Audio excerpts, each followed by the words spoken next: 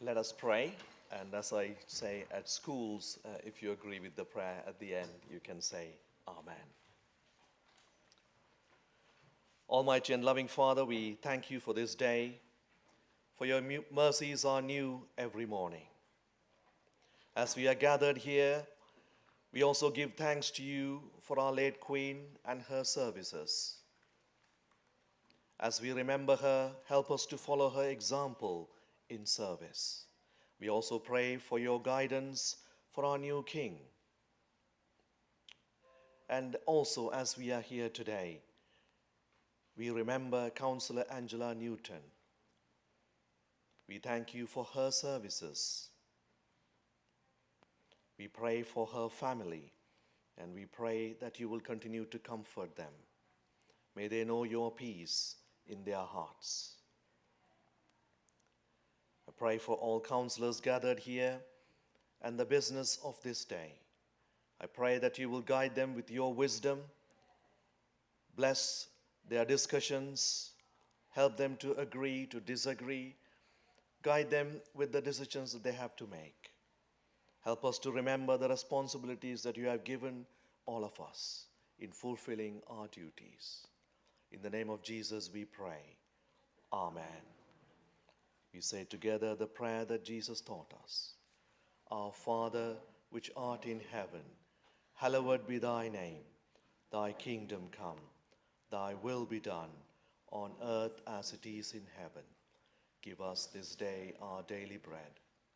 Forgive us our trespasses, as we forgive them that trespass against us. Lead us not into temptation, but deliver us from evil. For thine is the kingdom, the power, and the glory, forever and ever. Amen. Thank you.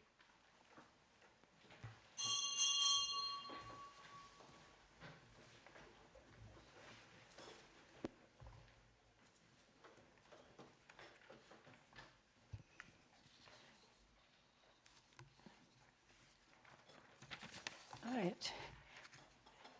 I repeat then, good morning, councillors, and this is my first full meeting that I've chaired, so you must be understanding if things don't go quite as they should do. But of course, this is an unexpected situation that we have found ourselves in. Right, I'll ask then Chief Executive Debbie Barnes for the apologies. Thank you. Thank you very much. I just confirm the apologies. We've received apologies from Councillor Mrs Bowkett, Councillor Mrs Brockway, Councillor Boutroyd, Councillor Carrington, Councillor Nicola Clark, Councillor Davies, Councillor Hall, Councillor Mrs Killy, Councillor Mrs Overton, MBE, Councillor Parkin, Councillor Perrotton-Williams, Councillor Mrs Rawlins, Councillor Reid and Councillor Rowe. Thank you.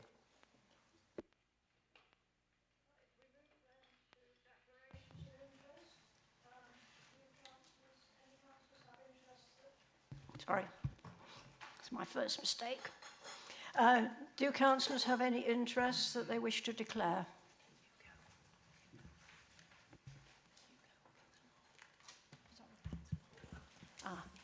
It's just, I didn't know if you'd said Susan Blackburn, she sent her apologies, and Richard Davis. Oh, thank you. Thank you.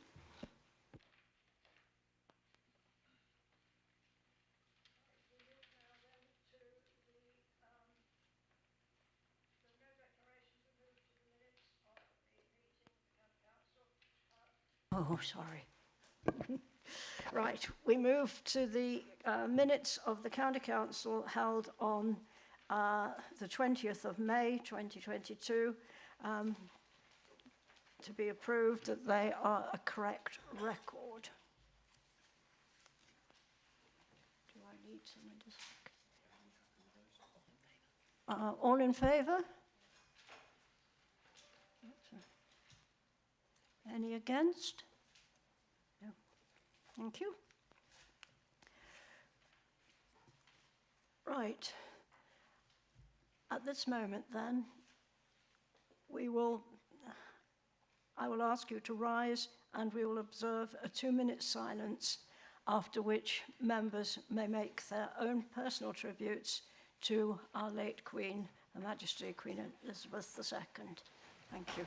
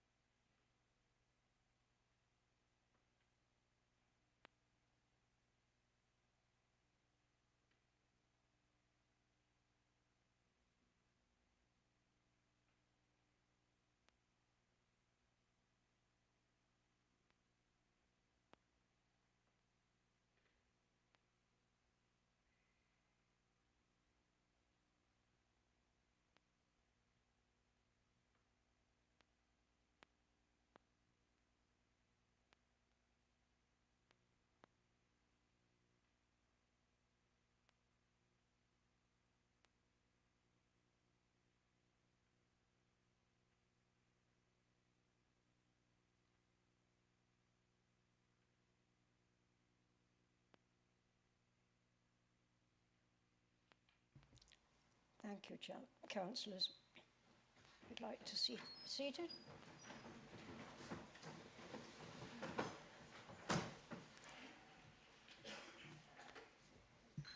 I shall be asking you in a moment, inviting any of you who would like to pay tribute to Her Majesty.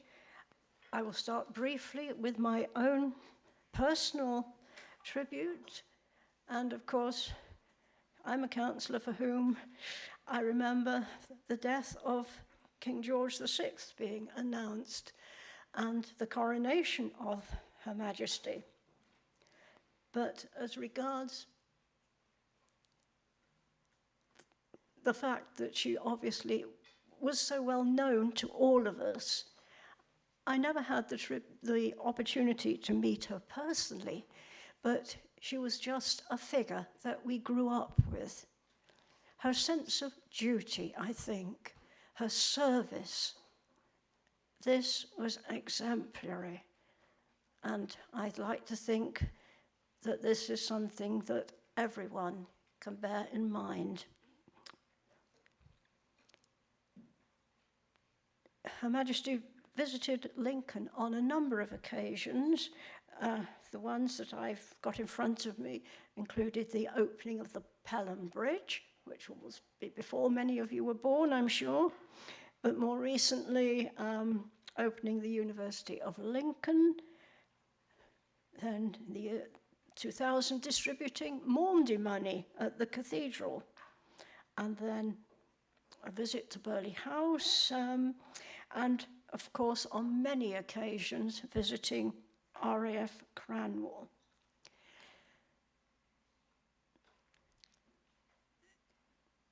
We are looking forward, obviously, to a new era. But if we look back over the lives that we've known, I think it is thanks to Her Majesty that this country really had such stability. And besides serving us in this country, she served many people in different nations across the world. Now, I won't say any more. I will just now invite you to make your own tributes. Please stand, of course. when you speak.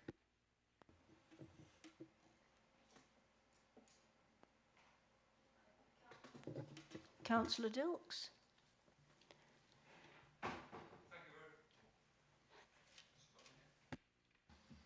Thank you very much, Madam Chairman, for your tribute. I think we can all agree, I hope we can all agree, that Her Majesty Queen was not only our longest reigning monarch, but I believe she was also our most loved. I personally had the honour of being presented to Her Majesty on 2 occasions. Once when I was a journalist working in Bermuda in the 1970s, and much later going from this council to a Buckingham Palace garden party. I remember proudly telling my dear old mum that I was going to meet the Queen in her official residence, Buckingham Palace. And my mum said, well, that's nice, because I remember when the Queen came round to our house. I said, you what? And she said, yeah, she came and visited our house. I said, oh, all right, Mum, yeah. And then it got a bit more bizarre, and my mum said, yeah, she was interested in our kitchen and the oven and the fridge. She liked our fridge. And I said, what? And she said, yeah. She said, and she insisted it was all true. And this was my mum. And I said, yeah, okay, fine. So a couple of years, I've been trying to sort of get to the bottom of it, of what this was about. And a couple of months ago, I was on a family holiday in Malta. And my daughter was with us, family holiday, and she decided that she was going to get into the library, because we knew this was connected to when my parents were in Malta at the end of the war, or just after the war. And so my daughter went into the library, and she spent a couple of hours there researching, and we didn't know the dates or anything, and but she came up with the Times of Malta, and it's here. And I've got to tell you, there's nothing on the front page about my mum, but it was Princess Elizabeth meets RAF Malta, and here's the sort of coverage of it. And I thought, oh, right, oh, yeah, so it, you know, she did come to Malta then when they were there, yeah, 1950 it is. And then it's page 3, there's a little headline says, Meeting Mrs. Dilks. and I've got to tell you, the report is of its time. It says, and I won't quote the whole bit, but I'll just give a little bit of an extract. Then Mrs. Dilks showed Her Royal Highness the flat in which she lives with her husband, Master Signaller Maurice Dilks, DFM, and their 2 children. In the modern electric kitchen, Her Royal Highness admired the refrigerator. I can just imagine my mum saying, you want to get one, you know. Admired the refrigerator and the oven, and displayed interest in the crane, which Daddy had made from her son Barry's Meccano set. Remember Meccano? Daddy, Mrs. Dilks informed her Royal Highness, was unable to be present because he was flying in one of the Lancasters that was taking part in the air display. And so it goes on. They talk about the floors and the cold floors, and aren't they difficult to keep clean, you know? It was all that sort of stuff. But it was anyway, I've just got to say, here's the proof on the side. There's the photograph here of my dear old mum with Princess Elizabeth. And it says, Mrs. Dilks shows Her Royal Highness the view from her living room window. I've got to say, Madam Chairman, thank you for allowing me to tell that tale as a tribute. I think I've got to say in the photograph there are 2 very remarkable ladies. I shall miss them both. Thank you.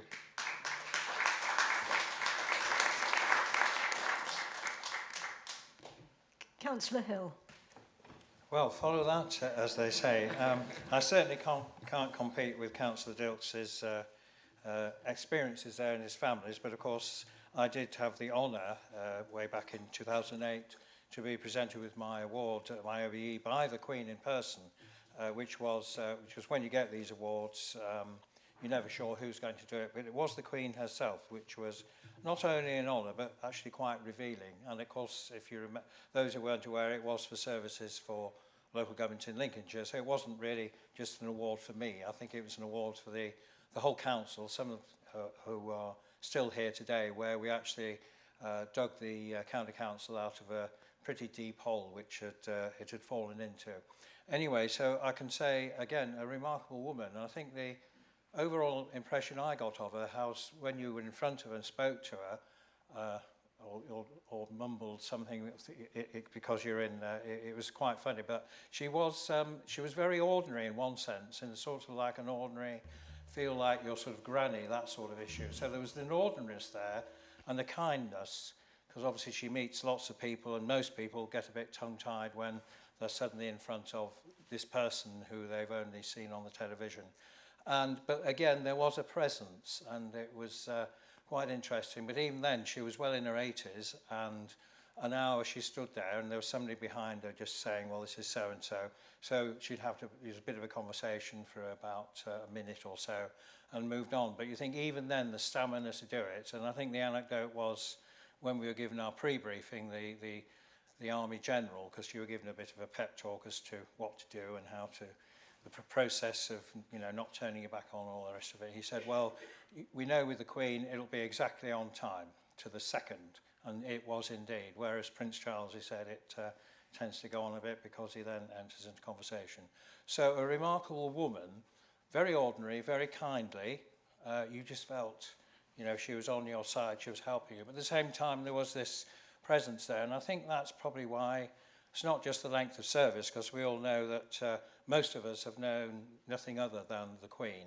But I think everybody felt, not only was she there for you, it was the selflessness, and she was there to do her duty. She, as we know from all the coverage there was, she was basically had very simple tastes, didn't live in luxury, and although she was in palaces, whether living in palaces are luxury or not, I don't know these days. But I think everybody got that sense of duty and constancy, and I think that that's what it was all about. And I think we'll all remember those scenes. And I think some members actually some members went down there. We had the queue, and then we had the queue to get into the queue, That in itself was remarkable. And we had all the presents and the pageantry and leaders across the world who came along and actually were so keen to be there, no matter you were President of the United States or you were Prime Minister of a small island in the Caribbean. So I think it was incredible. And I think for us who are in public service, it's an example to all of us that the main thing to do is we're not here for ourselves, we are here for those we serve. And I think Her late Majesty the Queen gave that example in spades, and she will be very much missed, and I think will be remembered for a long time. And I think we all can call ourselves great Elizabethans, because she was a great Elizabethan and a wonderful service to this country.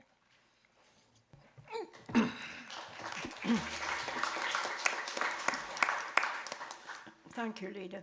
I have a couple more names. Councillor Cleaver.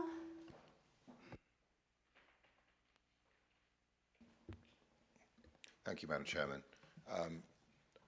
I've been asked to read a tribute on behalf of Councillor Mrs Overton, who is unable to attend today. Marianne writes, I attended the laying in state of Queen Elizabeth II in the Great Hall in Westminster Palace. It was a very moving experience indeed, and on behalf of our independent group, I laid a floral tribute near the palace in Green Park.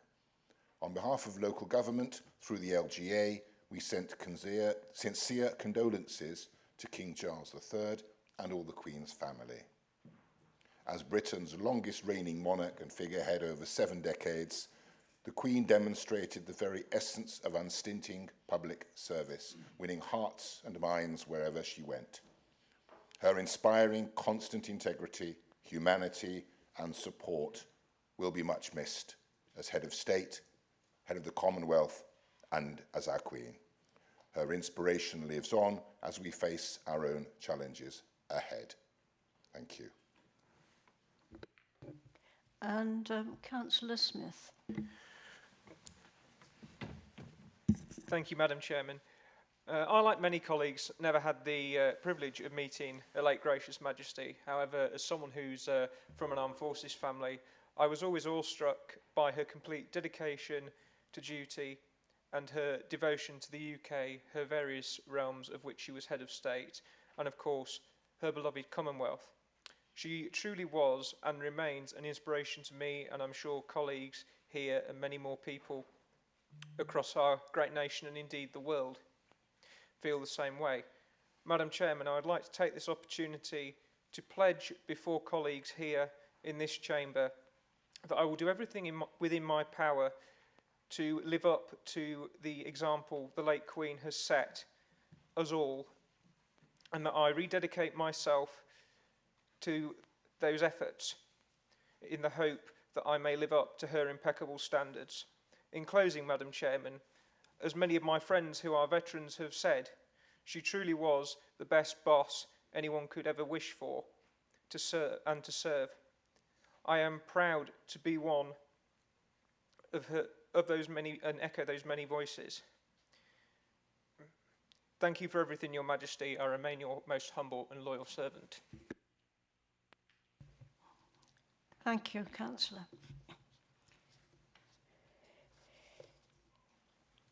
We'll move on then.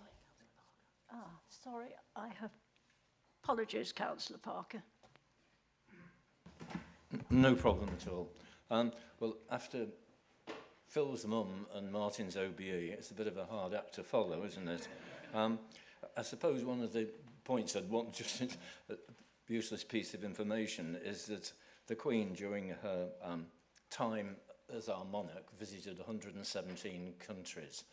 Now, that's some going, isn't it, over, even if it is over 70 years. And I think that was the introduction, in a sense, to the reason why so many senior people from different parts of the world came to see her, because she'd been out across the world, and she was seen in the global sense. We own her, or we did own her, as our leader, but now we see also that everybody else had a view about her and demonstrated it by attending her funeral. For example, as Martin said, the President of the United States. We also knew how many people in the UK actually did things, whether it's in the local community or like Marion Overton did, go to attend part of the last stages of the ceremonies. I think that from a personal point of view, I can remember her coming to the Lincoln for the opening of Pelham Bridge as a youngster, and also, as has been said before, the opening of the University of Lincoln, which Lincolnshire County Council did so much to bring about. I think that one of the things that stands out in a lot of people's memory, from time to time anyway, is her contribution to the 2012 Olympics, when her and James Bond entered the scene as part of the opening. And you don't think of monarchs as doing things that might be considered extraordinary in that sense, but that showed, you know, what one might be called in old-fashioned language a good sort, somebody who's willing to get involved and not be too embarrassed about what happens. I think one of the things that I'd like to conclude by saying is that that over 70 years of public service, and it's a point I think that everybody accepts about the late Queen, is that she was a public servant. And yes, she had privileges, certainly more than virtually everybody else, but but side by side with that, she demonstrated the public services. And we in local government and national government, for that matter, should remember and look to her as an inspiration for the work that we should be doing in our local communities and being part of local government. Thank you. And Councillor Lee. Thank you, Madam Chair.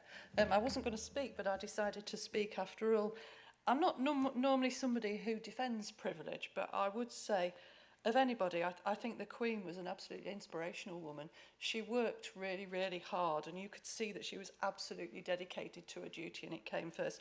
And I think the thing that no one's really mentioned either, she was a mum and she was a grandmother as well. And I remember when Diana died, the way she was with those boys, because they were only boys then, and she really supported them. And actually, at the moment, I think Charles will be a good king. If we ever needed an environmentalist, it's now. And I can imagine what those meetings with whoever the PM is are going to be like once a week. He's going to be sticking up for the environment, and we need that. I did actually meet the Queen. I was the mayor in 2012, and I went down to a garden party with Melanie, my sheriff. And I was expecting to feel really awkward, but actually we really enjoyed it. And we met lots of ordinary people at that garden party. And again, that was quite inspirational. And I can't beat Phil's story by any means, but I was born in 1959, and apparently my mother named me after her. My middle name is after the Queen, so it's not a patch on your story, Phil. But yeah, I think she was an inspiration, and she was dedicated to her duty. Thank you, Chair.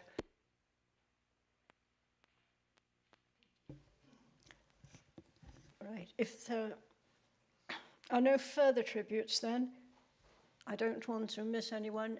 Anyone is entitled to make their own tribute. Right, we will move on now then, and we move to my announcements. That's item 5 on the agenda. And is everyone with us now? Thank you. Well, clearly, since the last meeting of full council, we've seen momentous changes in our country. And as we have already referred to, it was with immense sadness that we mourned the death of Her Majesty Queen Elizabeth II.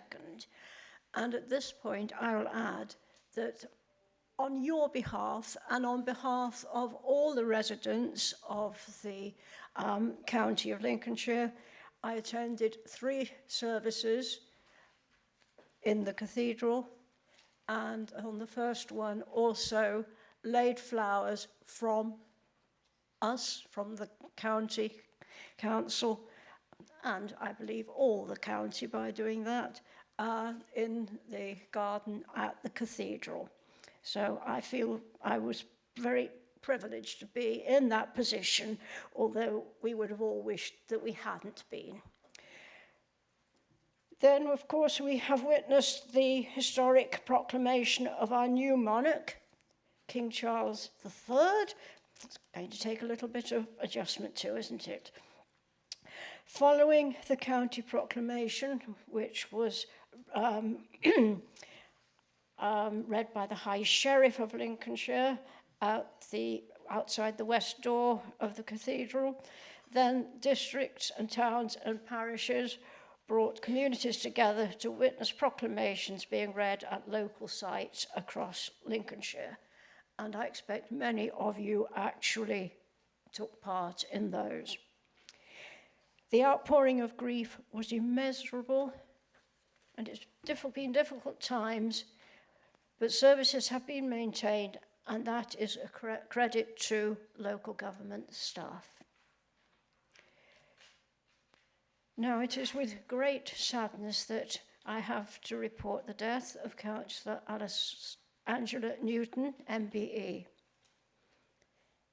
Angela served Lincolnshire from 1981 through to 1993, and then returning in 2013 for a further 9 years.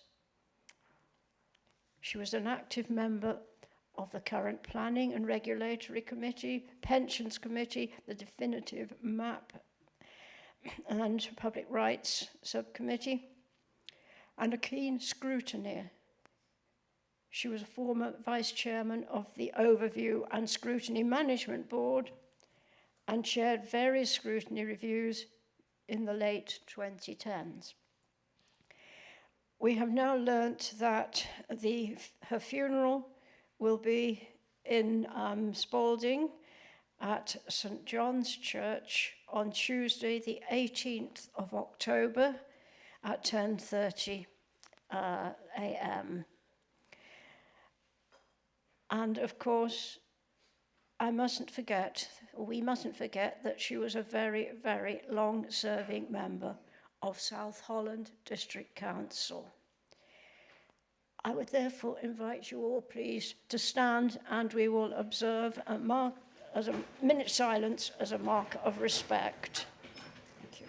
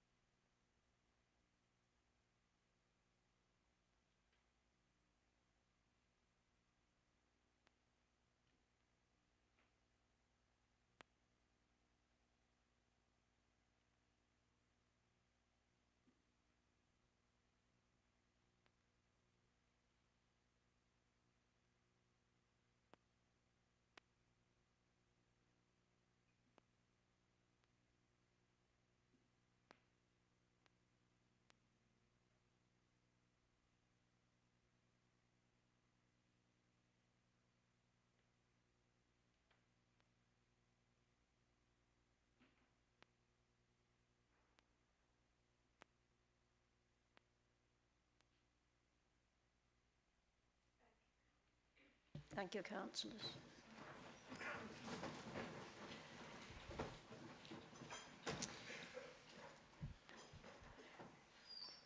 Right, I will lead with a brief tribute, and then again I will invite any of you present to make your own tributes.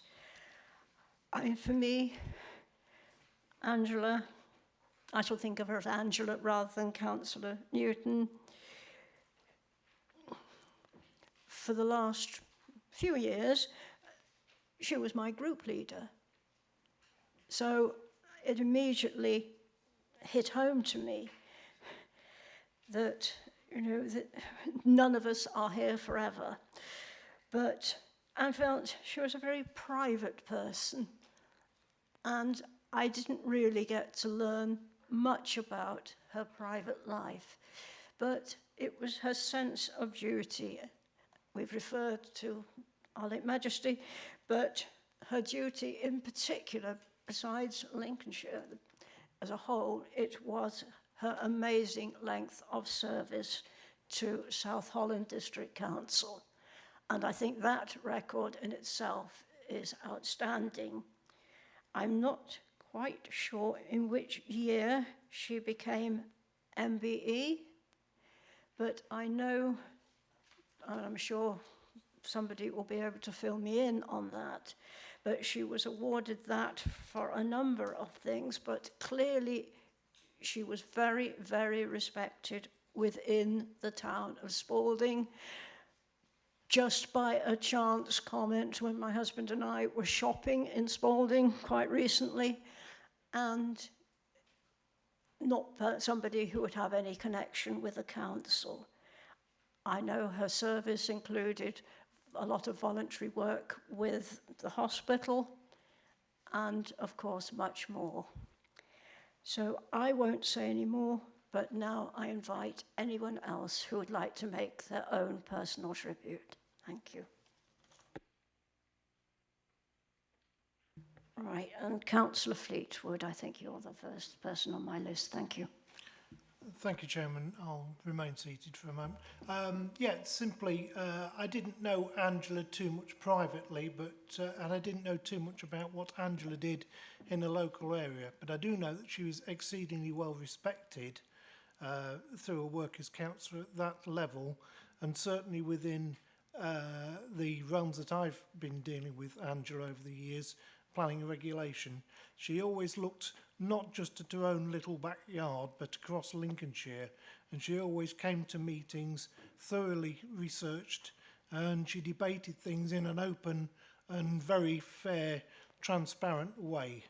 And for that, I think I've been quite privileged.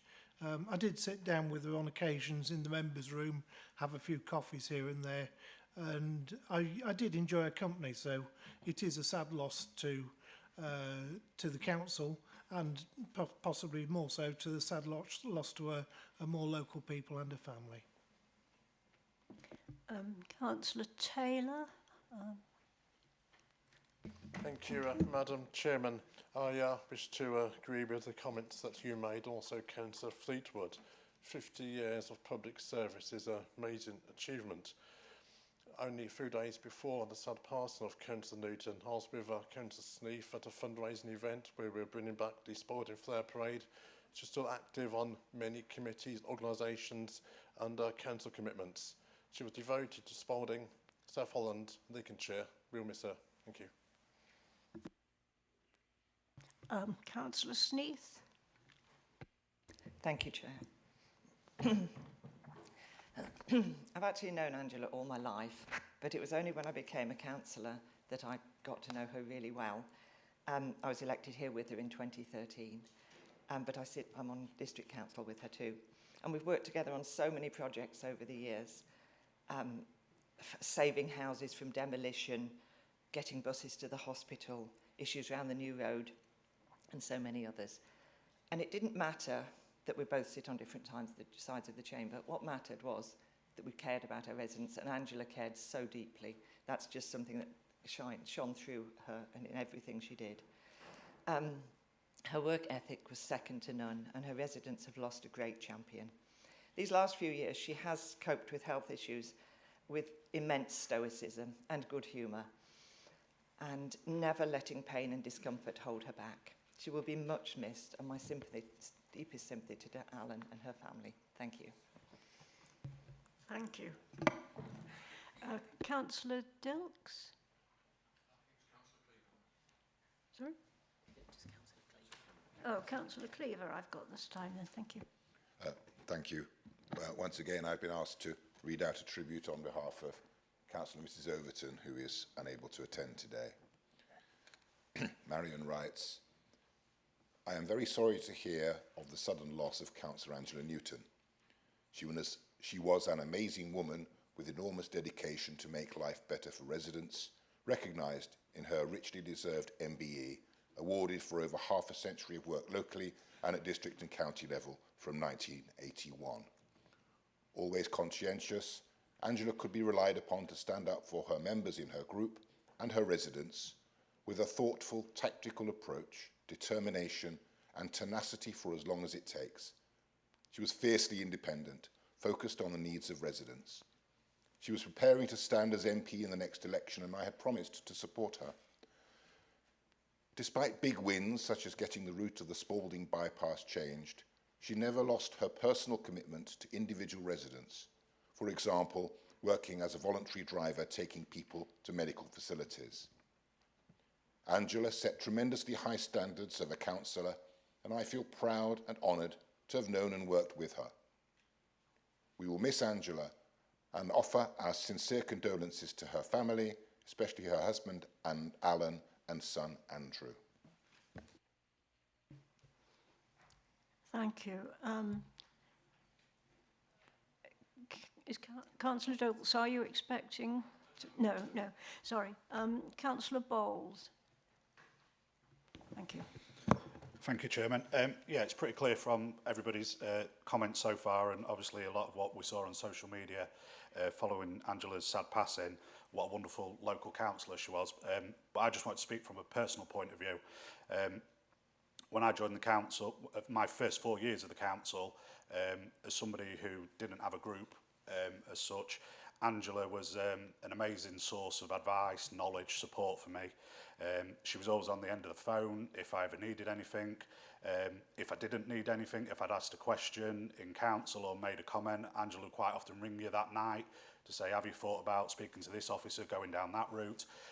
So from a personal point of view, I just wanted to say thank you to Angela. She gave me so much support and advice that was just invaluable. Thank you.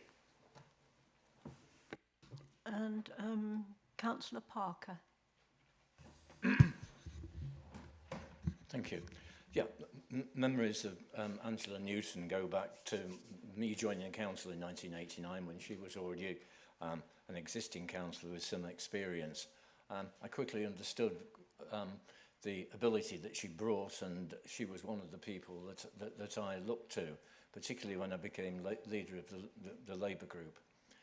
It was just a matter of coincidence, I suppose, that Angela stood down both during the period of the Labour Liberal Democrat administration, but also the dark days of the county council in the 2000s. But when she came back, it was clear that she continued to have that same capacity, insight, aware of things that were going on, fiercely independent, and that independence shone through both in the council chamber and in committee meetings. I found her to be less austere than sometimes the impression that she gave, and I found her quite warm-hearted, willing to talk to people in an easy, ongoing way. I can understand why she was re-elected so often in her constituency, because one of the things that stood out was her determination to get the best thing from her local residents. I think she'll be very much missed. Thank you. And finally, Councillor Pepper. Thank you, Chairman. I've known Angela for a good many years, and I've not come across a councillor any more committed and dedicated than her. What I wanted to touch upon today was, in my opinion, a dry sense of humour. I remember in this council chamber a few years back, Leader, when she called you a whinge bag. Some might agree with that, but most of us were startled by this bold statement. Later on in the meeting, with a wry smile, she announced that she had made a mistake and misread her quote, claiming instead of saying a whinge bag, you had a wide bag of knowledge. Yes, so she turned it all around, and I know Angela would just be amused by me mentioning this to you all today. And that was Angela. That was Angela, a dry sense of humour. There's presently a gaping hole in South Holland, which Angela has left, and I feel we're all still coming to terms with her departure. Thank you. Councillor Hill. Yes, thank you. I had forgotten about that incident, and she was, because as we know, Angela didn't mince her words, and you know, when you've been told off by Angela, you remain told off for some time. Yes, she did. Typical of her, she did apologise later and say it came out a bit wrong, but that was Angela.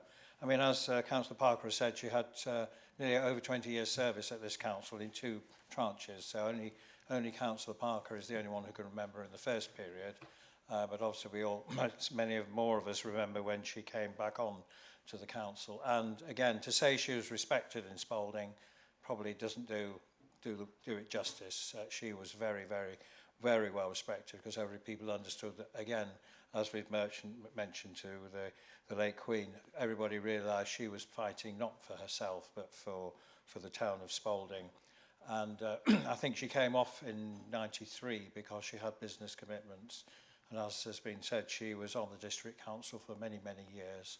And I think she could have been elected any time because people really understood. I suppose the two issues I'd like to bring her sort of integrity to the fore really is, I suppose one was back in 2013 when this council went into no overall control.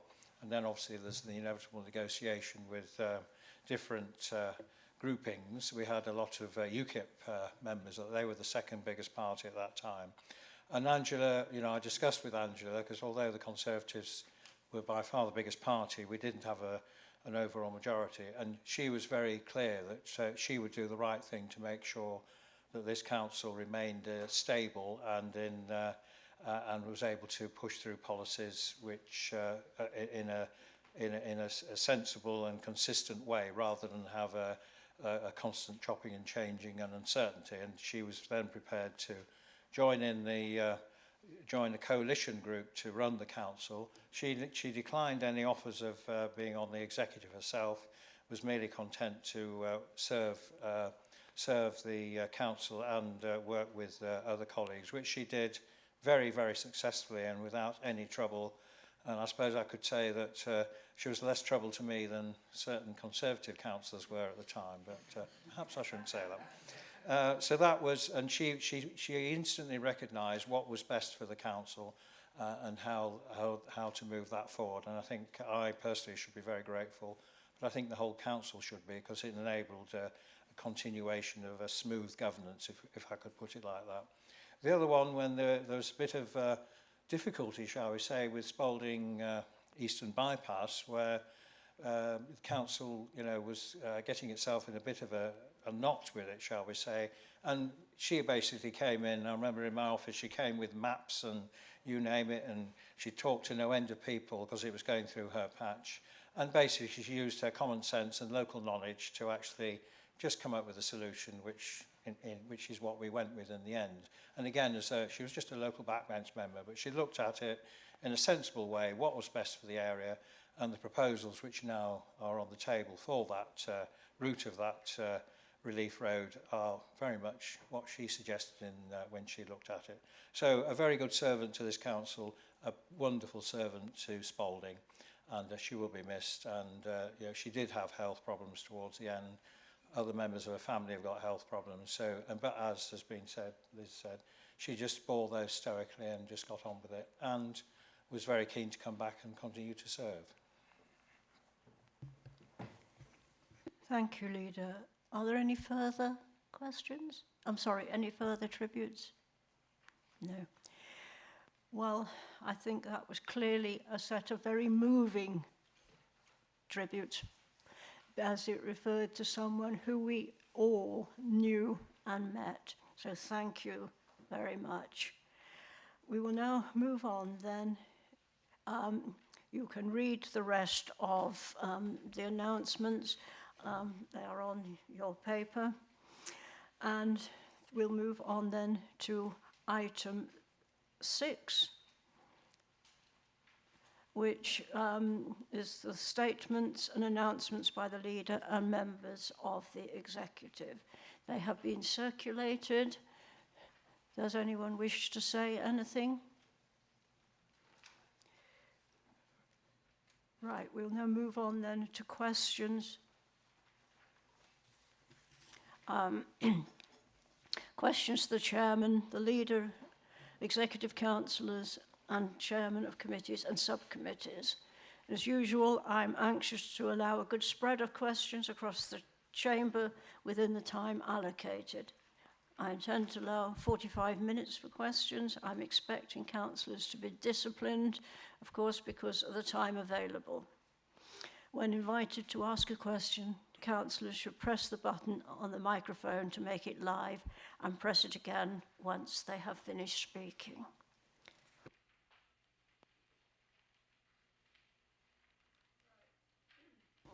My first question is from Councillor Colin Matthews to Councillor Mrs. Sue Woolley.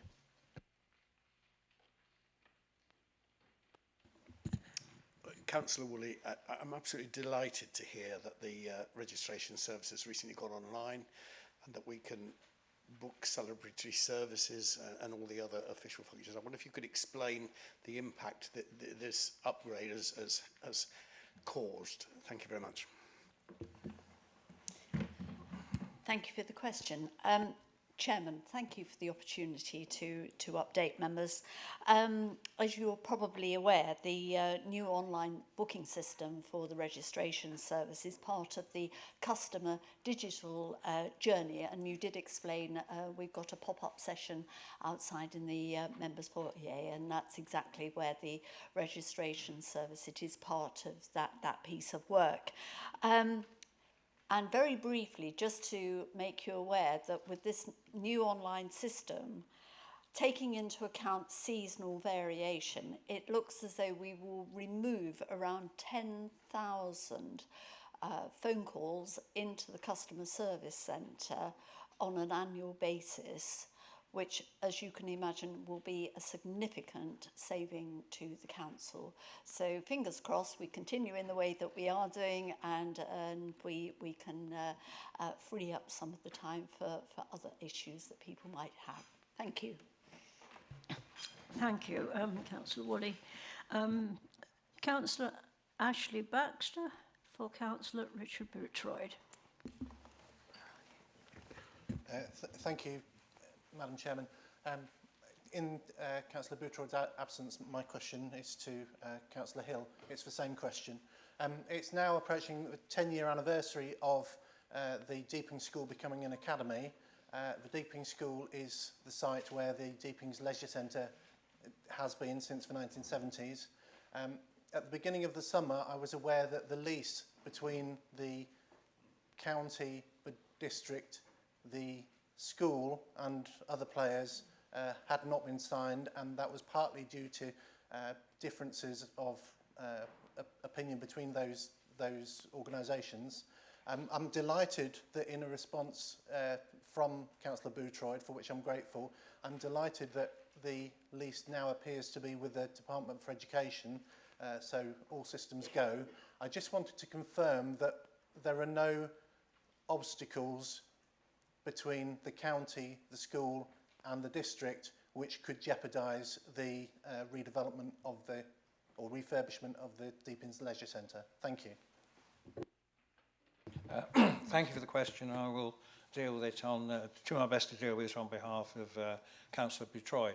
Yes, well, as you've been said, and I believe Councillor Bootroyd has also in writing replied to you, that there is, we've had the two leaders and two chief execs of several meetings now to discuss this. So my understanding, there is agreement between us. I can't speak for the school, but at the moment they would seem also to be on board. But as Councillor Baxter has said, it is currently with the Department for Education to actually get them to, we need their agreement, because it's part of what's called a chance to share agreement. We need their agreement to proceed, and we're still waiting for them to come back to us. Once that is the case, then we'll be able to proceed and come up with some solutions for the site. Thank you, Councillor. Councillor Karen Lee for Councillor Lindsay Corey. Thank you. Thank you, Madam Chair. As people are probably aware, the Ermine Library Hub finally reopened in July, and it offers a whole range of services. We have book lending, there's computer access, which of course people use to access benefit applications and follow up and stuff like that, so very necessary. Legat Training Agency operate from there. They've got a job club, they've got advice on CVs, transferable skills, really valuable service from them. We have policing surgeries from there now, and we're also hoping in the winter to have a warm room from there. That's sort of jogging along, hopefully. But unfortunately, while Legat are there 4 days a week, because they're funded separately, I understand, to BGU, the provider, the library bit of it only opens 1.5 days a week, and the need for the services that go from that library, because it's not just about the books, valuable though that is, the need's there every day. And I'd like to ask Councillor Corey if she'd support my request to fund a full-time post, because I'm assured, I've asked about this, if there was one full-time staffer in the library itself, then that would support the volunteers, and if we could do that out of existing resources. Thank you. Councillor Corey. Thank you for your question, Councillor Lee, and it's great to hear that the Ermine Library is being used so widely. I welcome your question, and let's have a meeting, and we'll talk to officers about it. We didn't get any extra money from government. Money is really tight. We've got 10% inflation when actually we've got a budget settlement for 2%. But we'll talk. We'll see what we can do. Thank you. Thank you. Councillor Tracy Carter, also for Councillor Corey. Thank you very much. Firstly, I would like to say a huge thank you to the Cultural Services team for their support in helping me put the pop-up historic centre together, Memory Lane. Benefits for the town are already being felt immensely. So it's a very simple question. As the executive member, I would love to show you around. So Councillor Corey, when are you free to come to Holbeach? Thank you. Thank you. Through you, Chairman, I just want to thank Councillor Carter for all her hard work, enthusiasm. The pop-up museum actually is a testament. I want to say it to you directly, to your hard work and your persistent encouragement for funding for it, because it's you got funding for it locally. So if I can find Holbeach, I'd be delighted to come down and visit in the very near future. Thank you.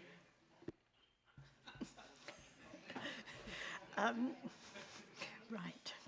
I think a lot of us know where Holbeach is. Our next question is for Councillor from Councillor Kev Clark to Councillor Richard Davis.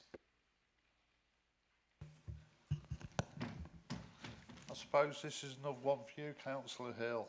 In today's Highways report, it states clearly the buying power of the service is reduced by 19 million.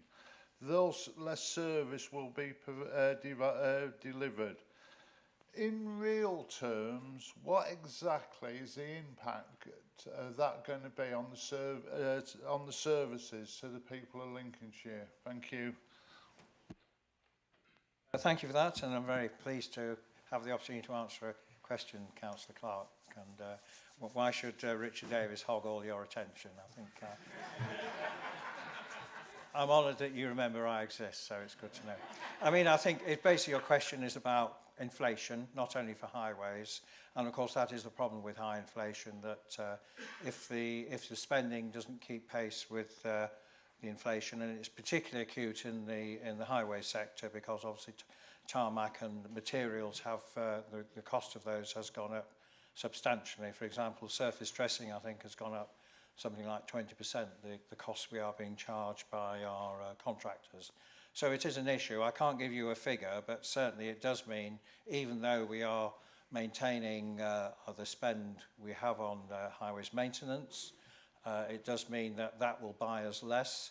There are also environmental considerations where I'm not sure, of course, what the new Prime Minister will do, but certainly some of the environmental requirements put on highways spend would also reduce the amount done.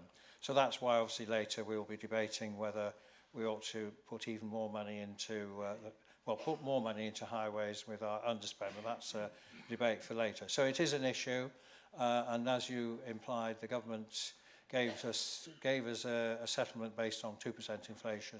Currently it's 10%, so clearly there's an issue not just for the highways but also for other parts of the council budget, which we will debate later, but also will be a serious issue when we come to set the budget for the next financial year.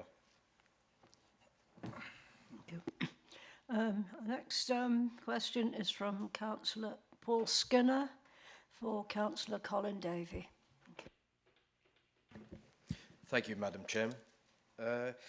Councillor Davey, you'll be aware that the River Witham and other waterways in Lincolnshire are in an appalling state due to algae and other invasive species clogging up our rivers and drains. This has caused the death of many thousands of fish, which contributes to the image that no one cares for our important tourism and leisure assets. The knowledge of previous lock keepers seems to have been lost. The Grand Sluice can, for instance, be used a lot more efficiently. As well as the loss, we could even harvest the biomass, which might be useful on the land. It also might be useful in biodigesters. But could you please advise what pressure the County Council can bring to bear on the responsible agencies to ensure all waterways in our county are cleared and properly prepare for the future reoccurrence of these problems? For instance, in Boston, this has been the last 2 years and it does impact on local business quite seriously. Thank you. Thank you, Councillor Skinner, for the question. And I was in Boston last week and I saw firsthand how bad the waterways are there. Quite clearly, this event, and I believe from the Environment Agency, has been caused by the very hot summer. This has created the algae bloom across the waterways. They're quite clearly going to clear the waterways up and get rid of the algae. But I think the key thing for us as councillors is to work with the Environment Agency in the future through our members who sit on the various bodies we have that work with the agency, scrutinise their budgets to make sure they're putting in place the funding so they can clear these things up quickly, and that there is proper thinking about how we address these matters, as climate change will clearly make these events happen on a more regular basis in the future. So we need to be prepared. And I agree with you, Councillor Skinner. Waterways are important for tourism, for the economy, for connecting people and places together. So they should be at their best order, and we should make sure we work together to allow that to happen. So thank you for the question. Thank you, Councillor. And yes, I obviously have witnessed on many occasions those bright green waterways. Our next question is from Councillor Stephen Bunny for Councillor Lindsay Corey. Thank you, Madam Chairman. Councillor Corey, I would like to make it clear that I and residents have full admiration for the personnel on the ground during the recent August 16th flooding incident in Market Raisin and the Hemswell fire earlier on in the year.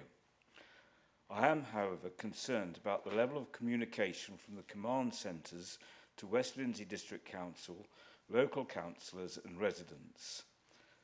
As no emergency was called, there appears to have been no direct communications on the night and therefore little or no joint coordination actions by services. As a result, the overall response was not as strong or as useful as it should have been. On August the 16th, for instance, there was confusion whether households were being evacuated or not. In fact, some were. But no emergency accommodation was arranged and residents left confused. Luckily, things improved greatly when the rain stopped, but it could have been disastrous. Could we be assured that this poor communication and coordination be investigated and a mechanism for joint agency work before an emergency is declared be fully researched and implemented? Thank you for your question, Councillor Bunny. And I know there was lots of flooding incidents during that time, which are all being investigated. The Chief Fire Officer is sitting here, so we will absolutely have a meeting to see what happened and what can be done differently in the future. And also we'll speak to colleagues at the County Emergency Centre. But thank you for your question. Thank you. Thank you. If we move on now, the next question is from Councillor Andrew Key to Councillor Colin Davey. Thank you, Madam Chairman.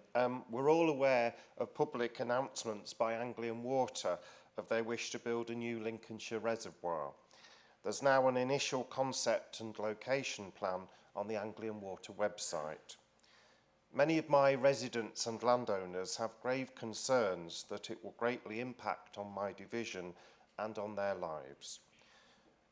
So my question to Councillor Davey is, could you advise what processes will be involved with this proposal and how I, as a local member, and this council can engage with and scrutinise this proposal? Thank you. Thank you, Councillor Key, for the question. Obviously, national new reservoirs are something that the government absolutely is saying we need.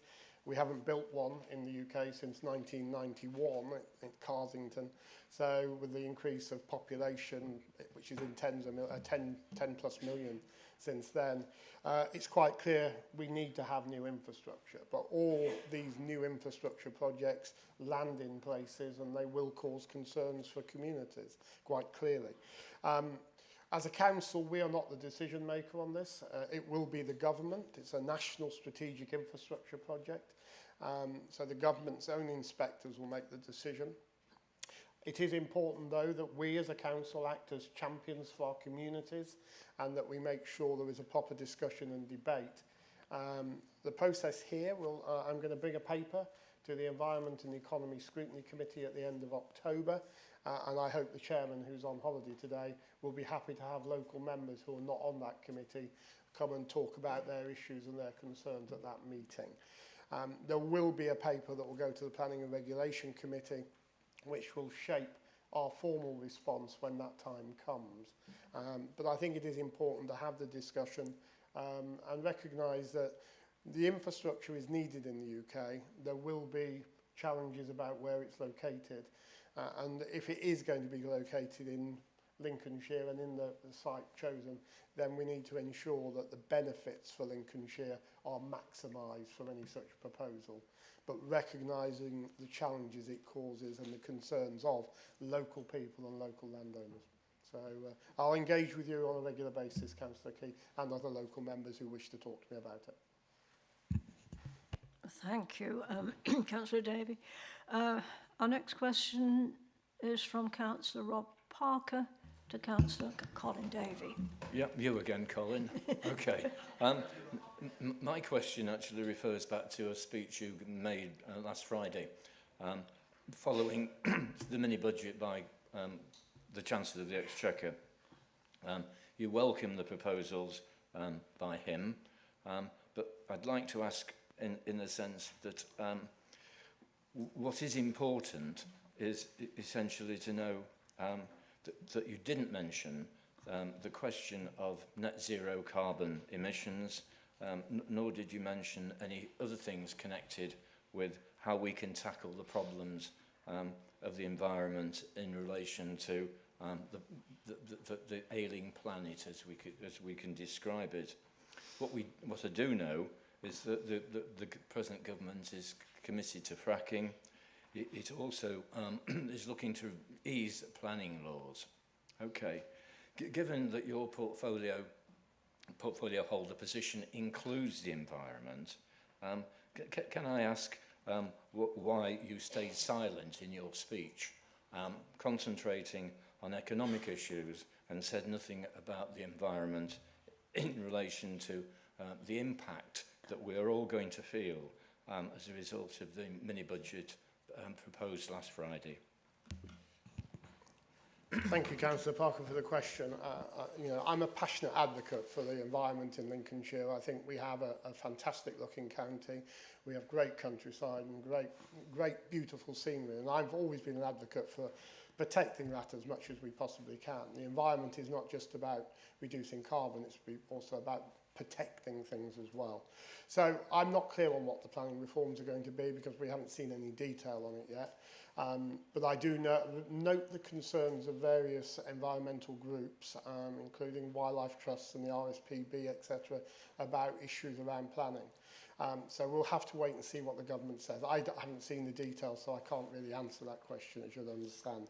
However, in terms of how we address the future has to be about a proper, secure energy supply. And in my view, it should be a green energy supply in the long term, absolutely.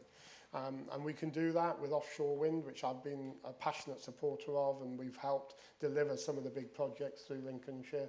Tritton Knoll, for instance, we've put the cable route in and helped work with the company there. The Viking Link is nearly complete as well. So there is a challenge, though, about getting the balancing right, because we have the energy crisis we have and the cost of living crisis we have, because we have simply not got energy policy right in this country. And we're going to need to take short-term decisions, but keep an eye on the long-term goal. The long-term goal should be a switch to nuclear, to hydrogen, and to all those technologies that allow us to deliver a zero-carbon future. But if you can't do it today, because you don't have the energy supply, you have a problem. And you have to make a choice. You can't have people freezing to death in their homes because they're too scared to put the electricity on, when we can actually answer some questions in the short term. So for me, the long term is about moving to a zero carbon future.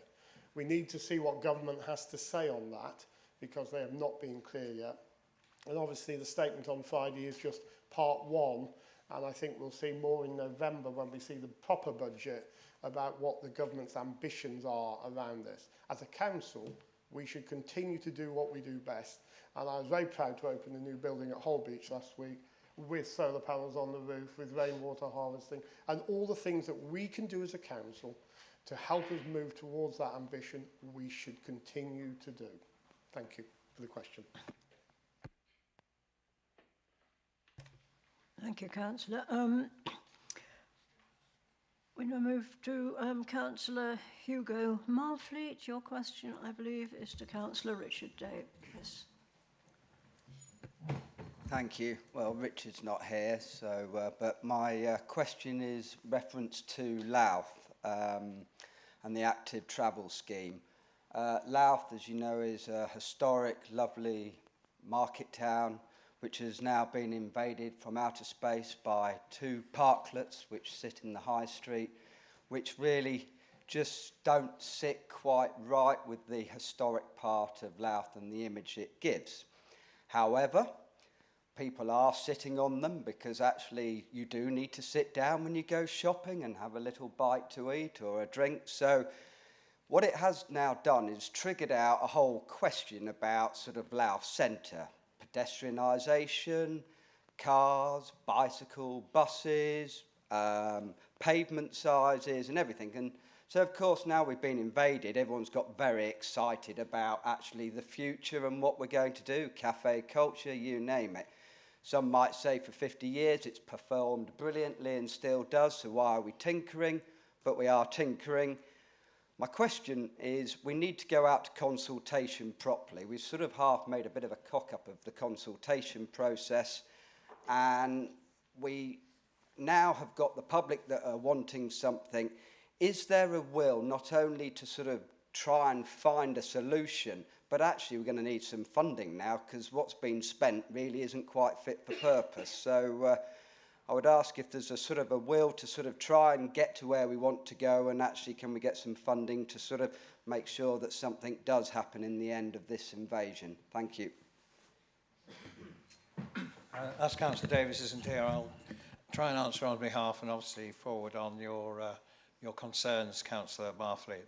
So just to put the context of this, obviously the active travel zone sort of policy, which was announced by the government, gave money for active travel zones, which the principle of which is that it's actually encouraging people to get out their cars, certainly when they're in, and to make town centres in particular a more pedestrian and cyclist friendly area. So I think we'd all agree that is a very positive outcome, and there's a lot of work being gone on with that. So there was a general consultation across the whole of Lincolnshire about where some of these active travel zones should be placed. And one of the areas which was we received a positive feedback from was indeed Louth. So that was what kicked off the whole process. As part of that then, so Louth, it was generally felt that the consultation came back, yes, they wanted to increase the centre of Louth in terms of a place to visit and not be challenged by cars, so to speak. So since then, obviously, the Richard and the Highways Department have been looking at schemes whereby that can be achieved, and obviously been in close liaison with the local member for Mercer Row, which is part of that scheme, which is Councillor Parkin. So a lot of discussion with Councillor Parkin about the way forward. My understanding is that the principle of widening the pavements, shall we say, in Mercer Row, which is part of Louth, is agreed. What has caused some controversy, shall we say, is these parklets which were put in. So there has been quite a bit of discussion locally, not all negative, but I would say, I think it's fair to say the parklets have not had a soft landing, shall we say.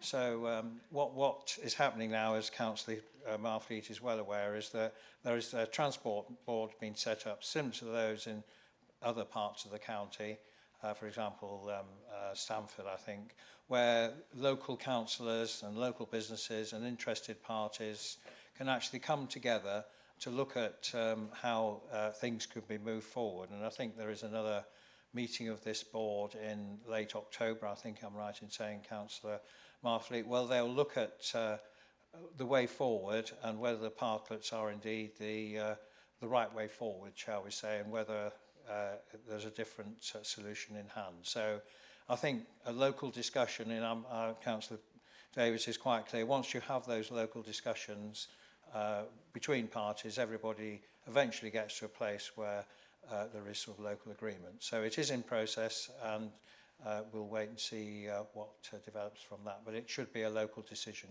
at the end of the day. Thank you.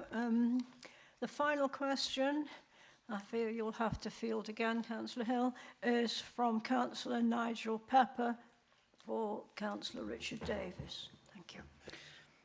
Thank you, Chairman. It's a shame Richard's not here to answer this one, but I'm sure Martin will adequately answer it. Many of the roads in Lincolnshire have suffered recently because of the hot, dry summer and drought conditions, but none, I believe, more so than those in the fens at the south of the county. The subsidence on these roads is the worst I've seen in my lifetime. More so places east of Crowland, such as Postland, Malton Egot, Waplow Drove, to name but a few. And some of these are B roads, with very busy B roads at that. The longitudinal cracks have caused a differential in height of several inches. The widths of the cracks, a house brick would easily fit into them, with seemingly no end to the depth of them. Locals, would you believe, are asking for some of these roads to be closed. Inconveniencing them, but they would like them closed on safety reasons. Some having broken springs to the vehicles, others with punctured tyres and damaged wheels. Despite a lack of funds, can there be an assurance that these roads will soon be repaired and made safe for people to travel on, please? Yes, thank you for the question. Yes, I think you are right. One of the problems with having long dry spells is certainly in Fenland and peaty soils that the soil does crack. And certainly when I cycle around my area, even in my area, which is, well, some of it is fenland, there are cracks now developing in the road, and of course it then splits open, and it's quite annoying actually, really, because even where the roads have been repaired, these cracks appear. So certainly we, as a council, we have a duty to make sure that roads are passable, and it will mean that we will have to address that. But without extra money, obviously it means that other projects which would have happened won't happen, because we'll have to divert money towards those areas where there is it's nearly becoming a difficult way to cross the road. So we will look at that. I do remember years ago when Councillor Webb was portfolio holder, we did apply to the government then to actually get some extra money because of the drought damage to the roads, and it may be that that's a route we could investigate again in terms of doing that. But certainly we'll do. I'm sure that Councillor Davis and the Highways Department will do all they can to make sure these roads are dealt with as effectively as possible. Thank you. That now concludes the questions to members of the Executive. Thank you for being very brief and to the point, and we are well within the time allotted. We move now then to item number 8 on the agenda, which is a review of financial performance. And the first thing I have to do is to move a temporary suspension of council procedure rules. The report itself has been is from the Executive Director, and the resources have been circulated, but an amendment has been submitted by the Shadow Executive. So I'm going to propose to deal with it like this, and I move this from the Chair, that there will be one debate on the motion and the Shadow Executive amendments, and therefore the following council procedure rules will be temporarily suspended for the duration of the debate, namely 13.6b, 0.6c, 0.6d, 0.6e, and 13.10b, that Councillor M.J. Hill, OBE, Leader of the Council, is in introducing and moving the motion, is allowed to speak for 6 minutes at A and F in this order of proceedings. Secondly, that the proposer of the amendment be allowed to speak for 6 minutes at C on the order of proceedings.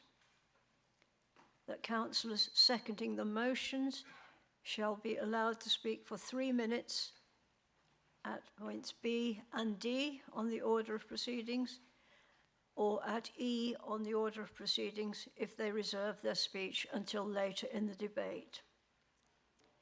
That other speakers be allowed to speak for 3 minutes, that's at E on the order of proceedings, And point 5, that no further amendments to be moved. I look for a seconder for this. Councillor Hill, thank you.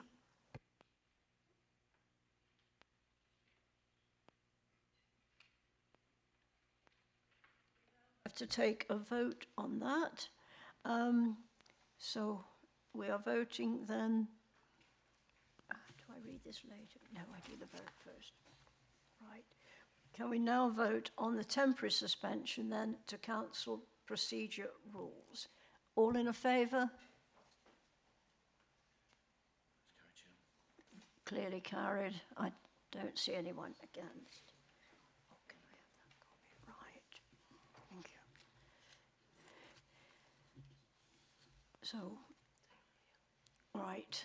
So I state with reminding members about the rules of debate as set out in rules 13.5 and 13.9 of the Council of Procedure Rules, which have not been suspended, and these are set out in paragraphs 1 and 2 below, except as set out in rules 13.5 and 13.9 below. Councillors are only allowed to speak once during the debate.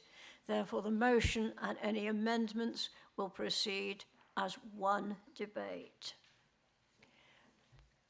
Councillor Hill, would you like to move your motion, please? Thank you, Madam Chairman. Yes, well, this is the council meeting when we address the issues of the end-of-year accounts for the previous financial year. And I'm pleased to report again that this year there is an underspend which has been reported to the council. That has been considered by the Overview and Scrutiny Committee, who were in support of the proposals which the executive made as a recommendation to this council.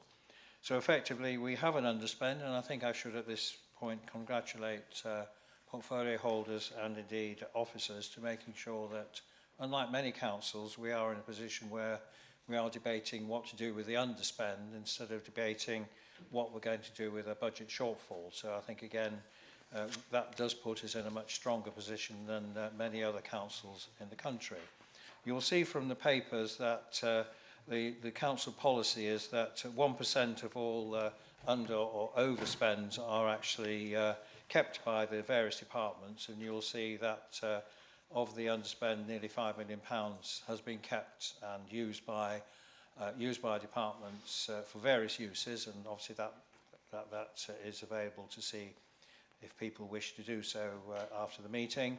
Then there's some routine things like topping up the civil parking, procurement Lincolnshire, but also two new areas. One was 800,000 for domestic abuse and 71,000 for adoption as well. So that following all those underspends, or uses of the underspend, should I say, that leaves £7.3 million. The recommendation to the executive is, of that £7.3 million, 2.392, or nearly £2.4 million, is actually put in the contingency budget to deal with extra costs this year. And as has already been referred to earlier in this debate, the issue is that when our budget was set, it was on a presumption from government. So the grant we received from government was on a presumption of 2% inflation. As we know, inflation is, well, 10% or so. And we also know that the current offer, which is yet to be accepted, but the current offer from the local government organisation to local government workers, which obviously affects the county council, is currently 6%, which is 4% higher than we were budgeting for. So each percent of increase in pay equals £2 million. So immediately there is an 8 million shortfall. On top of that, of course, we are aware of the increase in energy costs. We're not totally clear on what the government's proposal is. Local government will be covered, but will only be covered to a certain degree. So there will be probably at least £2 million there, which will also be an issue. And then we've still got all the other costs, which Councillor Clark talked about in terms of inflation on all the other services we do and all the other contracts we make. So I think the view of the executive was that we should top up our contingency, which was increased during the budget setting process last February, to make sure that we had enough. So even with that top up of 2.3 million, we will still be looking at some difficult choices later on. So I think I think the clear view of the executive, we do need to top up that contingency. The second part is the £5 million proposed to put into the highways budget. And again, we'll be aware that we have maintained the highways budget at its current level, despite the fact that we lost £12 million from the previous Prime Minister and previous Secretary of State for Transport. So again, as Councillor Clark has said, that will have an immediate impact on how we actually manage the highways budget, because inflation will hit it, as I've said previously. Councillor Pepper has just mentioned about the damage to roads, and it is substantial, the damage to roads for the drought and subsidence. So again, there's going to be a cross pressure there. So the recommendation from the executive is we put this additional £5 million into the highways budget to try and at least keep pace with inflation, but all these the issues about substance and all the rest of it. So that's the recommendation. I'll stop there, Madam Chairman. Obviously, and obviously there is an amendment proposed, so I'll finish there, and I think hopefully set out the scene for everybody. Thank you. Right, is there a seconder? Councillor Whittington? Yes, thank you, Madam Chairman. I'd like to second this motion and I'd like to reserve my right to speak later in the debate. Thank you. Thank you. And now we're moving to the amendment. Councillor Dilks, would you like to move your amendment, please? Thank you very much. Madam Chairman and colleagues, we in this chamber are of course very privileged to have been elected to do the best for the people of our communities and across Lincolnshire. And I'm sure we can all agree that the national cost of living crisis is already hitting many of those we are sent here to represent. And in tough times, local councils like ours have a duty, I'm sure we all agree, to step in and do what's right for the people we represent, just as I believe this council did in the recent pandemic. Today we're being asked to vote on how we should best use some £7 million collected in council tax across Lincolnshire last year, collected from our residents but not used. And yes, we can say thanks to the prudent use of resources over the year. But this is all about making a choice. It's about where we think our priorities should lie, given the current situation which people we represent find themselves. Councillor Hill mentioned quite rightly, forgive me, Madam Chairman, second.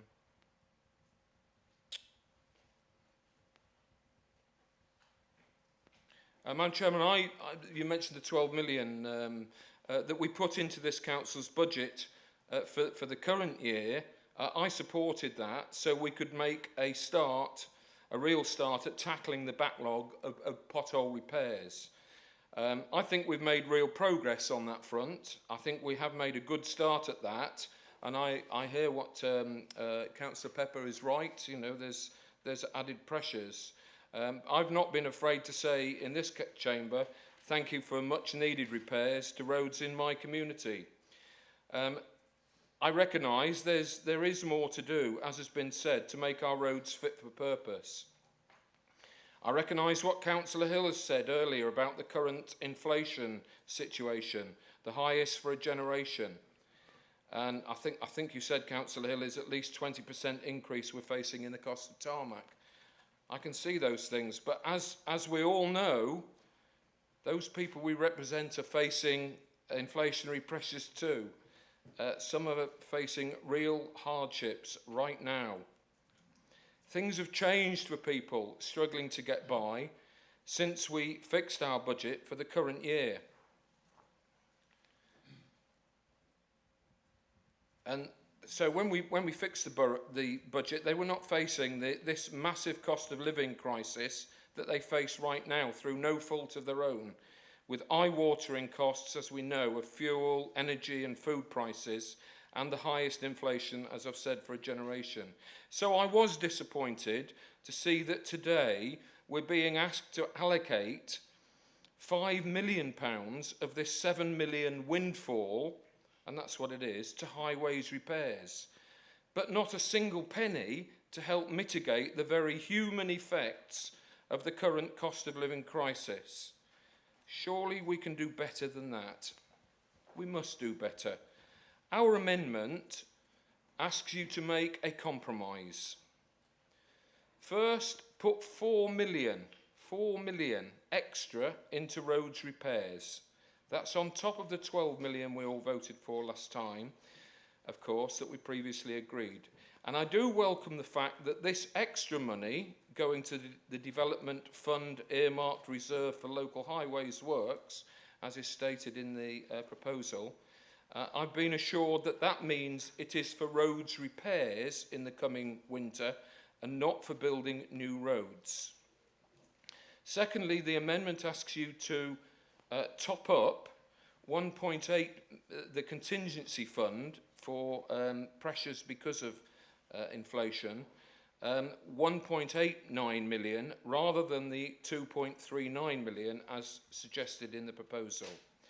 Two moves, Madam Chairman, we're asking you to support, which would free up £1.5 million to make possible, to help make possible, support initiatives across the county through district councils, ourselves, voluntary bodies and others, so that we can help people cope with the very real pressures they are facing now and in the coming months, just to get through the winter. I really do believe, Madam Chairman, that we're really all in this together. We are, and we all have a responsibility to show leadership and do the right thing. I beg to move the amendment. Thank you, Madam Chairman. Thank you. Is there a seconder? Councillor Parker.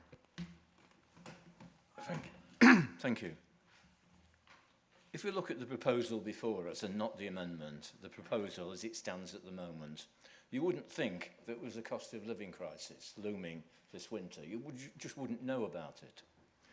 Usually this item comes every year, and it's about the outturn of accounts, and it's about allocating what we're going to do with the underspend, and generally different ideas are put forward. There's always something going into highways, and that's no different.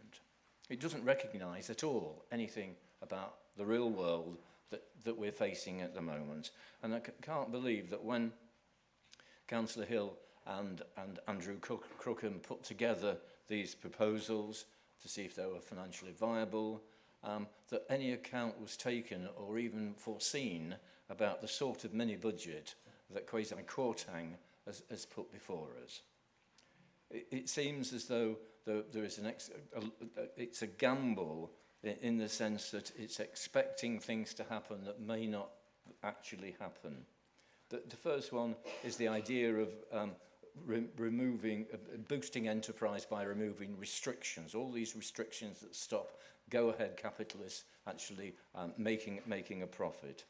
It's about tax cuts paying for themselves, in the sense that if we reduce taxation, that will actually encourage more people to get into work, and they will pay for themselves.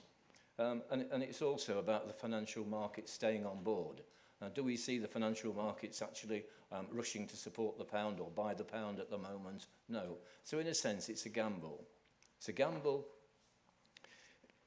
through Kwarteng's budget, which accentuates the problem of what's going to happen, because we at the moment as a county council do not have any policy whatsoever on the crisis that we're facing this winter. That's why we're putting forward these proposals.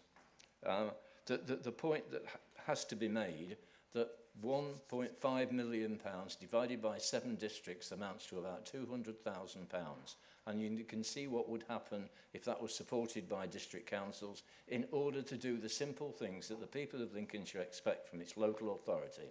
That is to help them in a time of crisis through things like helping schools to provide more and better services in relation to breakfast clubs. It's about what we do with making use of, as Councillor Lee talked about, the library, our facilities when times get really hard, when people can't afford to pay for the heating, therefore don't use the heating, and therefore go cold. Where could they go? They could go to a local authority resource. Where would the money come from? This is what we're saying is the gives us the opportunity to make that money available in local communities. Lincolnshire can't just stand by. Lincolnshire County Council just can't stand by and know there's going to be a crisis and have no plans and no budget. That's why we're moving this amendment, in order to give the Lincolnshire people some opportunity to have some resources led by the County Council. Thank you.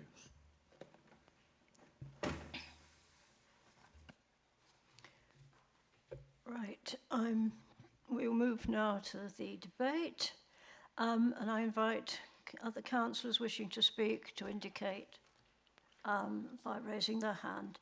Councillor Marfleet. Thank you, Chairman. I think this is obviously the hot topic at the moment, without a shadow of a doubt. I mean, the impact of the cost of living and the crisis going with that is going to get a lot worse. Energy costs are going to get higher as we go through winter. And, you know, I feel for people that are in that situation, and they do need help. What can County Council do? And I think there is a point here that we need to make sure that we do our bit, but actually there is a lot that the districts are already doing, and if we're not careful, we're overlapping here, and it's going to get confusing for people. The district councils, and I'm not a district councillor, but I've heard a lot of what they're doing, and I think some people here will be talking more about what they're doing. I think from a county council's perspective, we have got our own costs to deal with. We're going to have higher wages, higher inflation, higher running costs, and that's going to put some profound pressures on us. But what we've also done, though, is we've acknowledged already this year, seeing that there was this potential situation coming. And we've done a hardship fund for the adult social care businesses in Lincolnshire to help and to support them, to make sure that they are supported to keep going and that they don't let us down and we end up with a real serious headache. And that fund is equated to 2 million.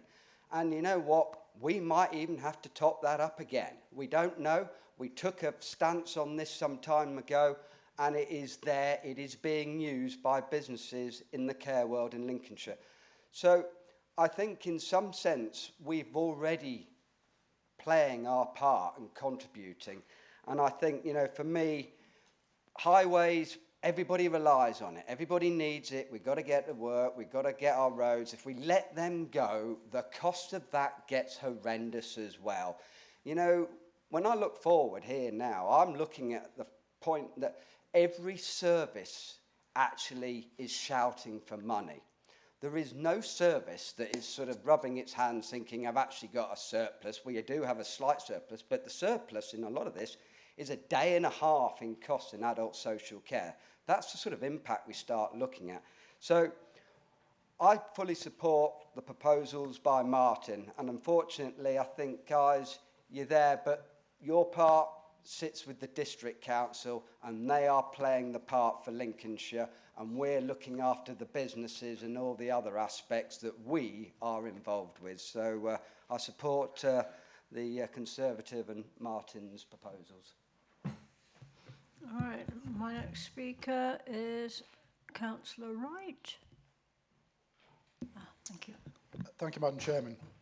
I'm surprised today by this amendment, in that it suggests that nothing's being done and it needs to start, that the County Council is not playing its part, when the reality is that this has been going on for some time.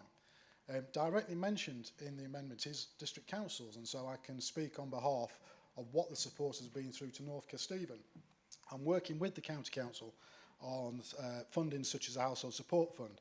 There has been a considerable amount of money that has already gone to residents in North Kesteven, and whilst we would always want to see everybody receiving the maximum help, then obviously it has to be proportionate. But when we're talking about the fact that Councillor Parker said that it might generate £200,000 for a district, that sounds like an awful lot of money. But I took the figures from the recent joint revenues and benefits meeting in September to see that over the last few months, the actual monies that have been distributed through North Kesteven are over 500,000 test and trace support, 38,000 in discretionary housing payments, 271,000 in housing support fund, which goes directly for assisting with food and energy linked issues. Another £60,000 through the household support fund wave 2, and then another 239,000 that went to help with people in receipt of pension credit, which over the last few months actually amounts to £1.1 million. And that's on top of the near £6 million that have gone to the residents of North Kesteven with regards to the so-called council tax energy rebate. So in total, just in one district over the last few months, amounts to £7 million. And on top of that, we offer debt advice, benefit advice, business rate relief advice, council tax support, housing benefit, and we have our own hardship fund as well. So it's not that anybody's uncaring, it's not that anybody is not supporting, it's not that anybody is not aware of the cost of living crisis. This work has already been going on and didn't rely on emotion to actually initiate it. It's work that goes on, and I do take slight issue with Councillor Marfley, only in that we are all working on various issues.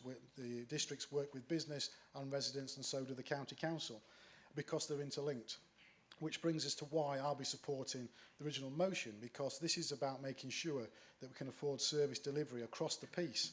Because some of those people in receipt of some of these benefits will be driving their cars and will expect the roads to be in good order so they don't end up with repairs they can't afford and therefore can't work, which is counterproductive to what we're talking about.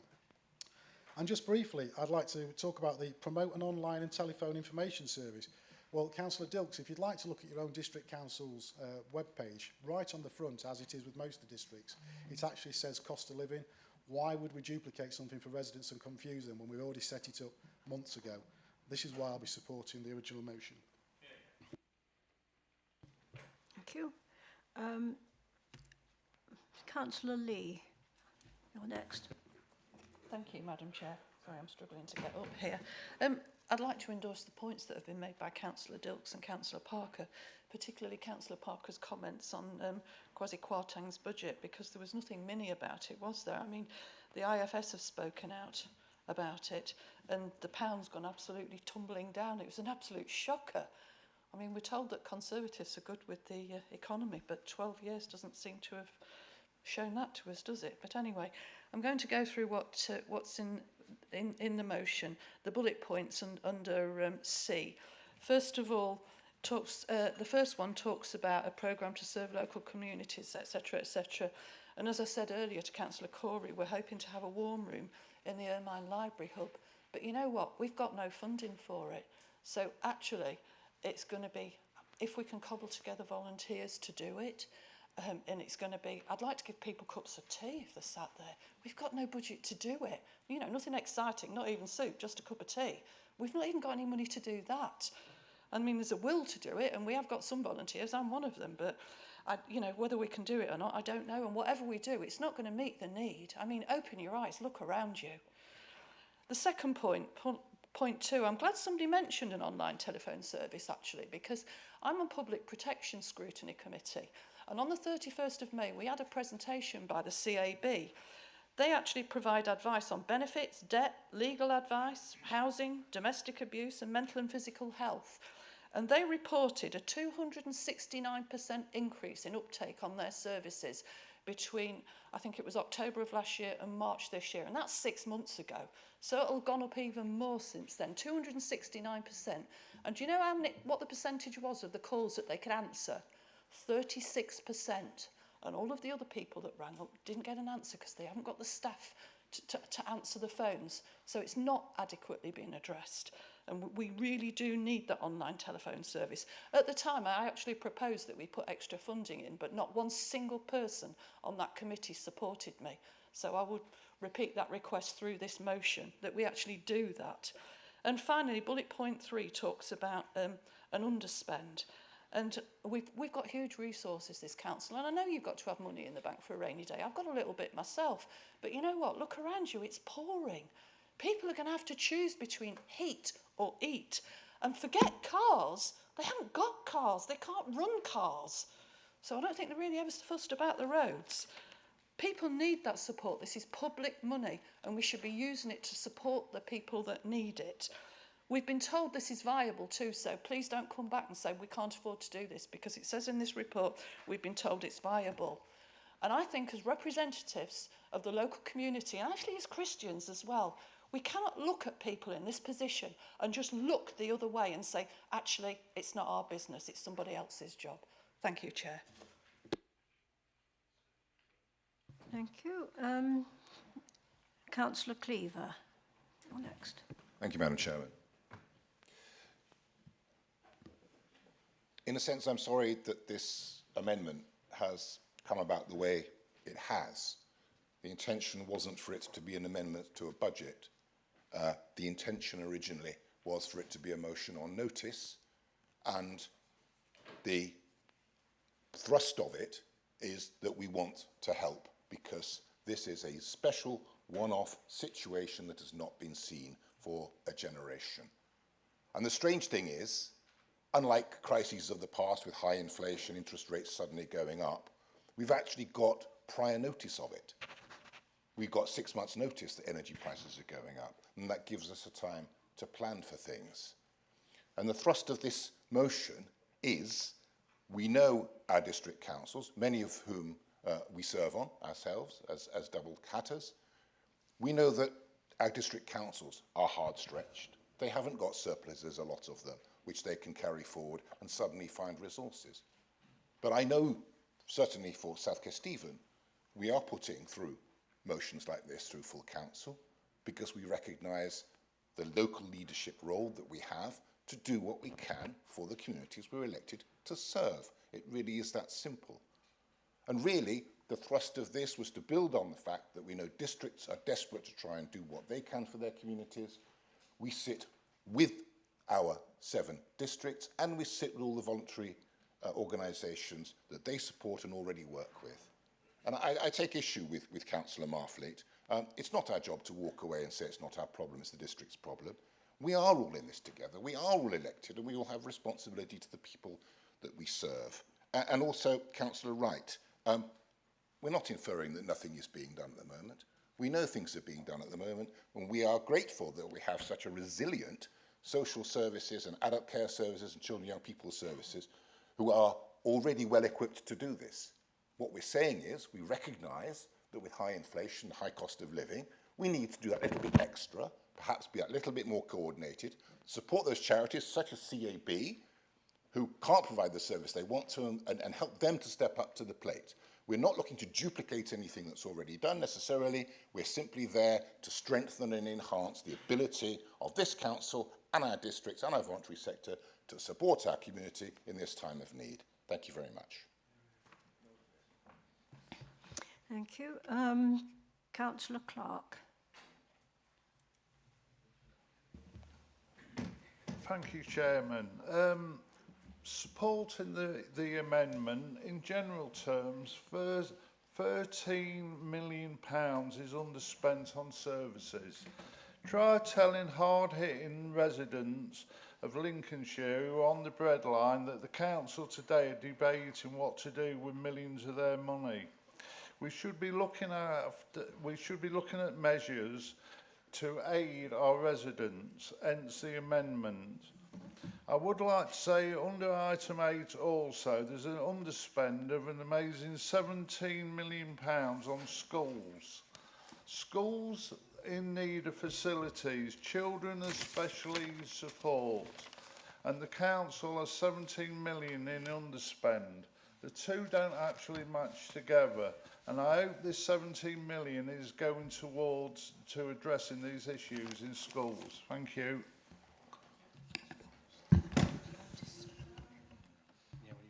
Councillor Bunny, you'd like to... Thank you, Madam Chairman. The current economic climate of inflation and rising energy costs is an extremely serious crisis for households and businesses alike. The Truss government, along with the Johnson government, have enacted various measures to mitigate the effects of the situation, but it is too early to determine how effective they will be. We've also heard what Lincolnshire County Council is doing to support these people. However, what is clear is that many are extremely worried about the situation that they are in, and that there's an extreme likelihood that 2/3 of households could end up suffering from fuel poverty, a figure acknowledged by Councillor Davies in his executive report to this council. Sorry, Councillor Davies to this council. I strongly believe that it is the duty of the county and district councils and member councillors to support their communities over their troubled times by providing information on the various supports available, education on coping strategies, as well as a programme supporting nourishment, warmth and social contact. Funding will help the districts and other helping organisations provide these services. I therefore support the amendment as proposed, making the point it should be clearer to both households and businesses. It is important that the latter are helped to keep going to support levels of employment, as clearly if they fail, they will be adding to the problems of households in Lincolnshire. Right, I have two more speakers. Councillor Dyer. Thank you. Thank you, Chairman. I'm not going to repeat what's already been said by Councillor Wright in respect to what support district councils and indirectly Lincolnshire County Council is already providing to residents across Lincolnshire. And I don't think anybody in this room will deny that there is a cost of living crisis at the moment, and that's why last week, despite your comments, Councillor Lee, I believe the energy price cap that was announced by the Chancellor has support from both the Labour Party and the Conservative Party. So there's universal support in respect to that scheme. In respect to your comments, Councillor Lee, about a warm room on the Ermine, again, that's something many communities are doing. Last night at Waddington Parish Council, they had a conversation about that as well. And they're putting that together on a voluntary basis from residents in the village. So I'm sure other communities across Lincolnshire will be doing the very same thing with volunteers. So I don't think you should expect money for your patch, Councillor Lee, when other communities are doing that on a voluntary basis. Oh, I'm getting interrupted by my boss there. There you go. In respect to Citizens Advice Bureau funding, again, nobody's denying the support that they offer vulnerable residents. And a document I've got here, Lincolnshire County Council has funded the Citizens Advice Bureau by £2.4 million since 15-16. Oh, well, the figures are there. But what have the City Council done? The Labour-controlled City Council since then? They've cut their funding to the Citizens Advice Bureau, Councillor Lee. So just in my final minute or so, I think we need to just address the budgetary concerns that Councillor Hill set out within his opening remarks. The council's finances aren't as rosy as being made out by opposition councillors. The budget's set on a 2% staff pay award, so at the moment the local government pay award is looking to cost the council around £8 million. We need to be prepared for that, because as an authority we provide public services, but we're also an employer to many thousands of people and families across Lincolnshire who are dependent on the county council as an employer. And it's our duty as councillors to make sure that we're able to pay our employees to do the public services to support some of the most vulnerable people in Lincolnshire. So I don't think actually you paint this picture like we're sitting on these reserves of all this money because we want to, and we're nasty Tories. That certainly isn't the case. It's because we're running a financially stable council. Unlike other councils in Lincolnshire, Councillor Lee, that are facing £1 million cuts this financial year to deliver a balanced budget. Not so great. Thank you, Chairman. Point of order, Chair. Point of order. A lot of that was addressed just to me. Can I point out that I'm not the only councillor in this chamber? I think I live in some people's heads rent-free. Thank you. Just a point of clarification, she doesn't live in my head rent-free. Thank you. You have had your spade. Thank you, both of you. I now have Councillor Matthews, please. Thank you. I absolutely want to support the original motion.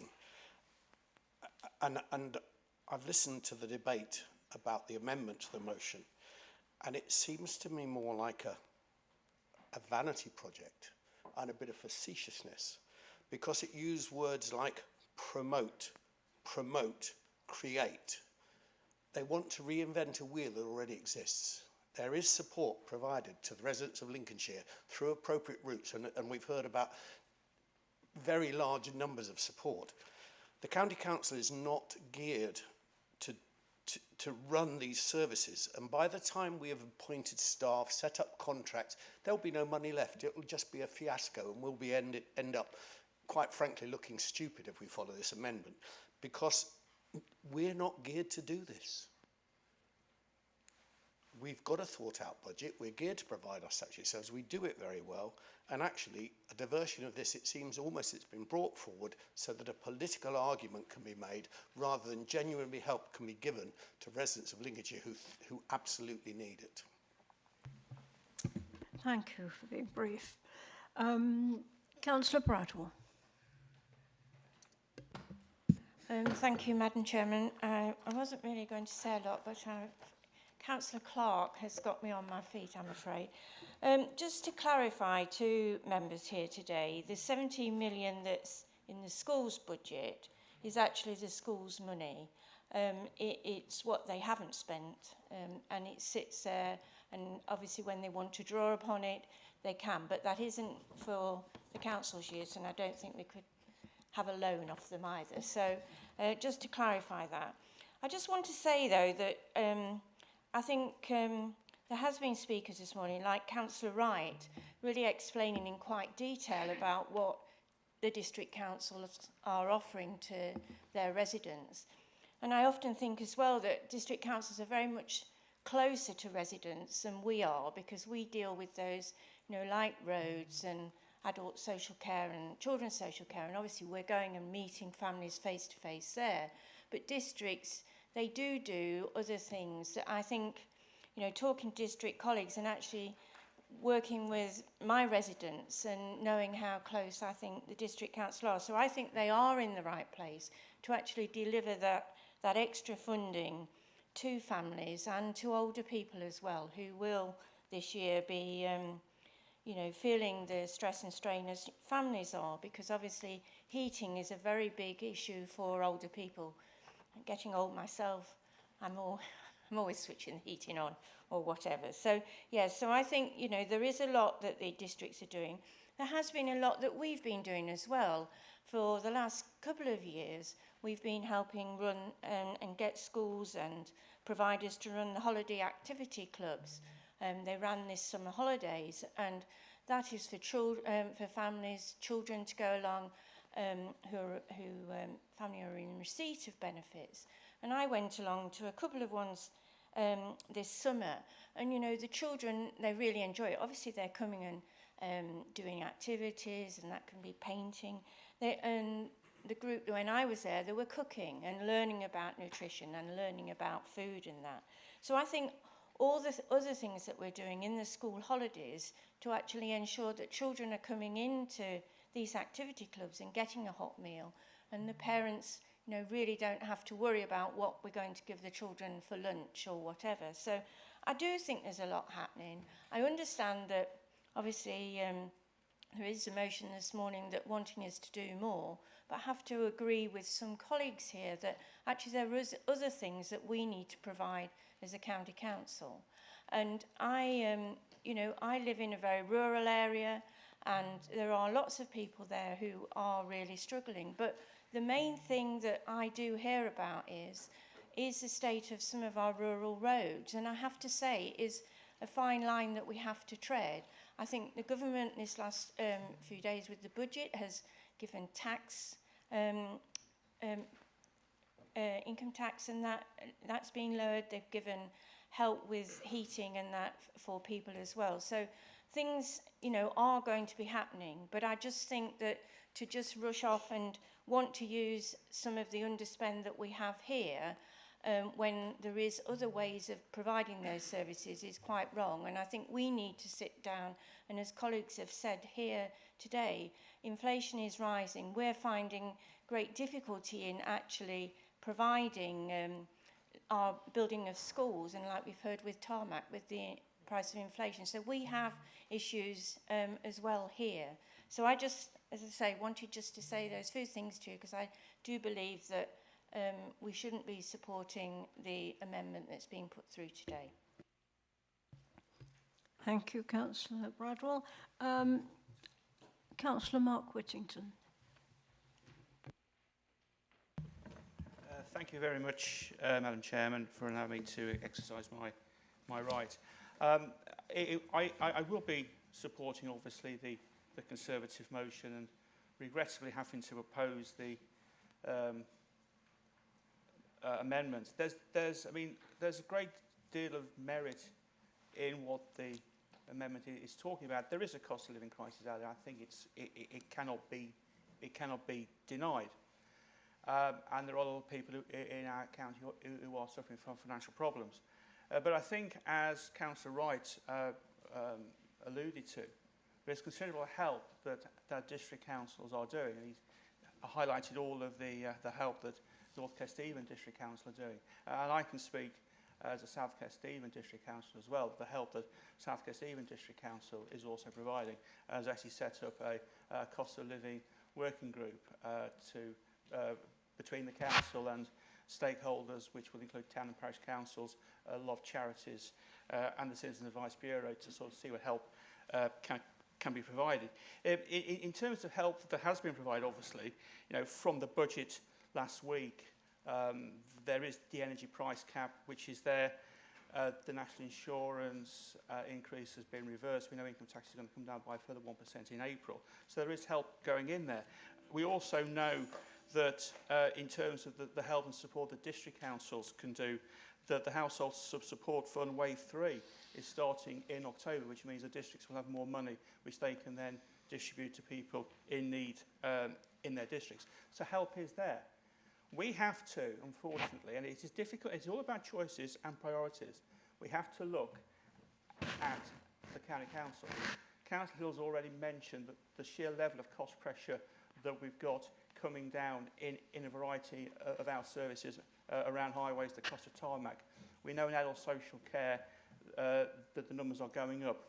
We know the numbers of children in receipt of our social care provision, and the number that looks after children is going up. We know that we're looking at general inflation of about 10%, and our settlement is only gone up by about 2%. Unfortunately, it is about priorities. Highways is a big priority for this county council. The majority of my casework, and I'm sure the majority of the casework from a lot of members here, is highways related.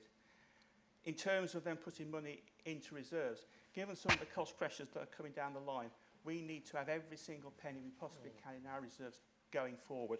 And finally, I would just like to draw, Councillor Lee, thank you very much for drawing members' attention to the statement that the Section 151 officer wrote. I would just like to refer to the final line. If you bear with me for an extra 10 seconds. There is an increased risk, therefore, that in reducing the Executive's contingency proposal, there may be insufficient funding in the budget to meet costs that are not yet known. Therefore, Madam Chairman, I support the motion. I will encourage all members to oppose the amendment. Thank you very much. Thank you. Councillor Ashton, Tom Ashton. Thank you, Madam Chairman. Representing, as I do, quite an extensive rural division, I couldn't, in all conscience, support an amendment which seeks to strip out £1 million of potential highways funding.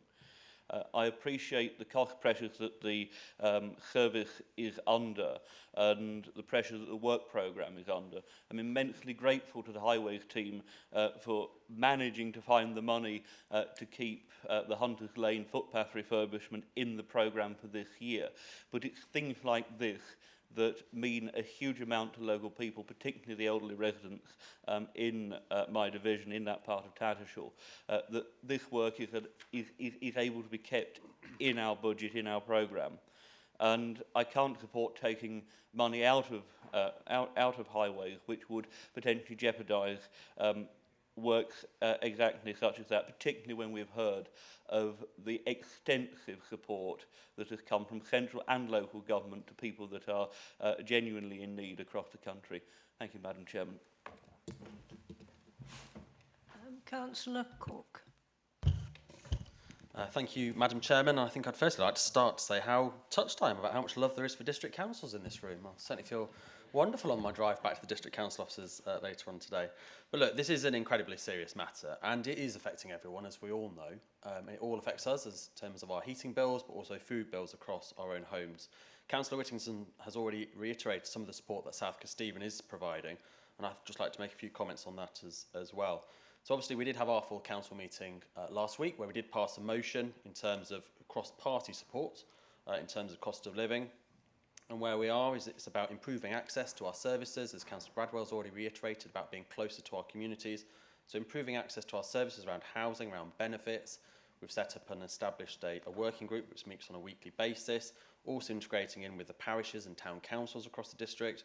As Councillor Wright's already advocated, we've got a cost of living webpage on our website supporting residents and businesses. I think we do need to note that, you know, as much as it is going to affect residents, absolutely, we've also got to consider our business community as well, because they will also be facing pressures which would then be passed on to us. There is cost of living support events going to take place around our district. Of course, we're working externally with the Citizens Advice, the Department for Work and Pensions, the Federation of Small Business, our revenues benefits teams, and of course we'll be working with LCC where appropriate. But I think just reiterating on that local basis in terms of the districts and the value, you know, we already meet with our food banks on a very regular basis in terms of also supporting them and funding them. But we also need to consider the mental health impact on this as well and what we're looking to do. But, you know, finally, to reiterate some of the support, you know, we've got the household support, we've got the discretionary housing payments. As council leaders across the county, I can assure you we meet on a regular basis, and I'm sure this will be discussed at our next meeting. And of course, we'll continue to work together as a team on this across the whole county to make sure we work for all of our residents. Madam Chairman, I have a point of information, if I may. A short one. It's me over here. Hello. Sorry. I have a quick point of information. It was just, if I may come back, I think, you know, we're having a debate, but I just wanted to clarify Councillor Ashton's point, saying he couldn't support taking money out of highways, the highways budget. No one is proposing that. What the amendment is proposing is that we give 4 million extra to highways rather than the 5 million extra that is being proposed. Nobody's taking anything out of highways. Thank you. Thank you. I think that's your major point. Councillor Morn. Thank you, Chairman. I think, you know, nobody in this chamber, I'm sure, disputes that we are in uncertain times. And I don't think, and I do have a great deal of empathy with the motion, with the amendment. People are facing an uncertain time in the country, and undoubtedly a lot of support will need to be given to people on low incomes in particular, and also businesses across Lincolnshire and across the country. Now that support comes in lots of different ways. That comes through national government policy, things like the cuts to national insurance, cuts to income tax, capping the energy prices. You know, there's that national support targeted both people the most vulnerable and also people generally across the board. So we know there's that support in place. On a local level, local authorities have a role to play, and that is largely through advice and guidance, making sure that people are accessing the support they're entitled to, making sure that people are advised on things like energy efficient homes, and councils across Lincolnshire, across the country, are doing that work. Now, to my mind, the motion we have, the amended motion, is a very simple question. It asks, where should we allocate the underspend, that additional funding? So the proposal on this side is £5 million to a statutory service of highways to cover inflationary cost pressures and deliver on, you know, what a lot of people we know in Lincolnshire, highway maintenance is a priority. So that's what, you know, the view is clearly on this side of the council. The alternative view, of course, is actually to take a chunk of that and allocate it to something which really isn't necessarily our core business, our statutory service, but undoubtedly would go towards supporting people. So I have empathy with that position, but I think, you know, fundamentally, as an authority, we have to meet our statutory duties maintaining the highway. We know there are cost pressures down the road. We know that things are slipping from programmes, and I'm sure residents in Lincolnshire would expect, as a council, for us to focus on that core business, and that's why I'll be supporting the substantive motion today.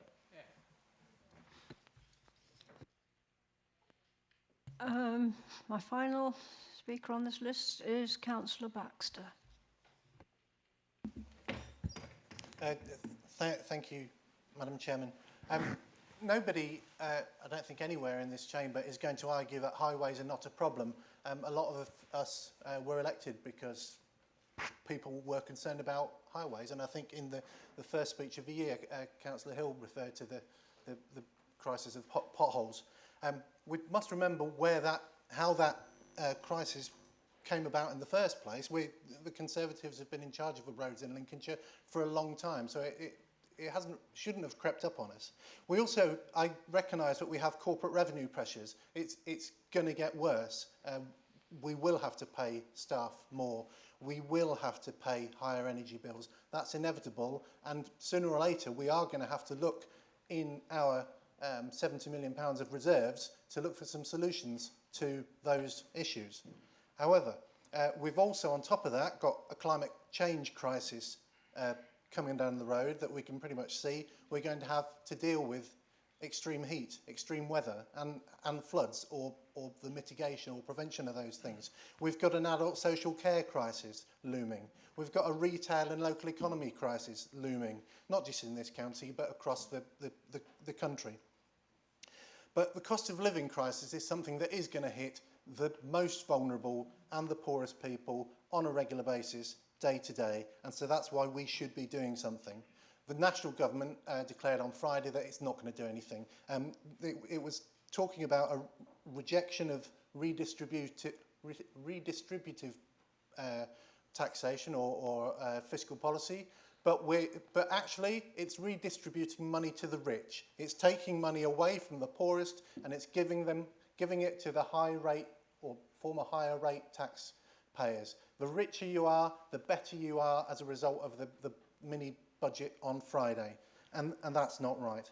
The district councils, yes, I agree that district councils are signposting. I've just looked at the South Kesteven website, and yes, we're signposting people to food banks, and we're signposting people to existing funding. That's all very good. No reason why the county couldn't do it as well. But we're signposting to the CAB that one of my colleagues said have received 2.4 million since 2016. So that's less than £500,000 a year has gone to CAB in a county of, I can't remember the figure of how many people, 750,000 people.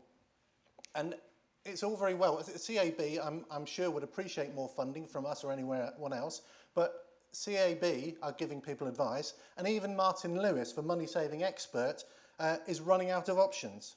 So just finally, in my last few seconds, I would say, yes, work with districts, abolish the county council, because it is out of touch, it is out of reach, and today it seems to be self-declaring as irrelevant to the people, ordinary people's struggle in their everyday lives. Right, no further hands have been raised. So I now ask Councillor Hill if he would like to respond. Thank you. Right. Well, I look forward to Councillor Baxter's resignation, because obviously he's got no interest in what this council does from what he just said. However, first of all, I will address this issue about highways funding, but I will come on to the cost of living crisis. I mean, there is almost an argument that, you know, we should spend a bit less on highs than we can. if we don't repair the roads properly, and Councillor Pepper did tell us about the subsidence, we have a statutory duty to make sure the roads are passable. Secondly, if we have potholes and poorly maintained roads, who suffers most? Those poor people. I'm sorry, Councillor Lee, most people in this county do have a car. Many people in this county have not got a lot of money. They've got an old car, and if they hit potholes and bad roads, they're the ones who suffer most. Secondly, if we don't have reasonable roads, businesses will go elsewhere. So it is important, and I think everybody acknowledges that, we need to make sure we do as much as we can to keep the roads in a reasonable state. So I think I will defend the money we spend, and I think the 5 million is an appropriate amount. I think the debate sometimes is if everybody's ignoring the cost of living crisis and nobody's doing anything. First of all, can I say routinely stuff goes on, which the County Council does in terms of social care, adult care and children's care, or every day we are supporting people in need, particularly people in financial need. That goes on all the time. At the same time, district councils are doing exactly the same thing. They are supporting all sorts of people, homeless and all the rest of it, and a lot of support and money already goes into that issue. You could argue, and I think it's right to argue, that what about the cost of living crisis? And can I again correct Councillor Baxter? The government isn't doing nothing. That's a silly statement, if you don't mind me saying. It's announced a cap on the energy costs on an average of 2,500 per household. That is a massive commitment from the government, from the taxpayers, could cost up to £150 billion. So I don't think it's quite right to say they're doing that. Can I also say, if you go onto the County Council website, there is a whole page, web page, all about the cost of living crisis. And when we look at actually what the government's doing, and yeah, we talk about the £1.5 million there, which might be available. Already the government has given £5.5 million for the household support fund, which has been given to the County Council, but in a 2-2 area, rather than 2 lots of councils getting actually confusing everybody. The vast majority of that money from the County Council has been given to the districts because, as has been said, in a 2-2 area, it makes sense for just one of those tiers to deal with it. So that's £5.5 million which has gone. As Councillor Bradwell talked about the Holidays Activity Food Programme, again, that is coming from government funding. And then we've also got all sorts of support for children and childcare. Again, that's what the government's doing. We've talked about the money which has gone to citizen advice bureaus. And so currently the government, you need to remember that the previous Chancellor made all sorts of support available to members of, to poor households. That still continues, so don't think that's been cancelled. So we have the energy discount, we have the cost of living payments. So 2 payments totalling £650 are being made to 8 million low-income households. The first instalment has been paid. There's a disability allowance, there's a business energy relief fund.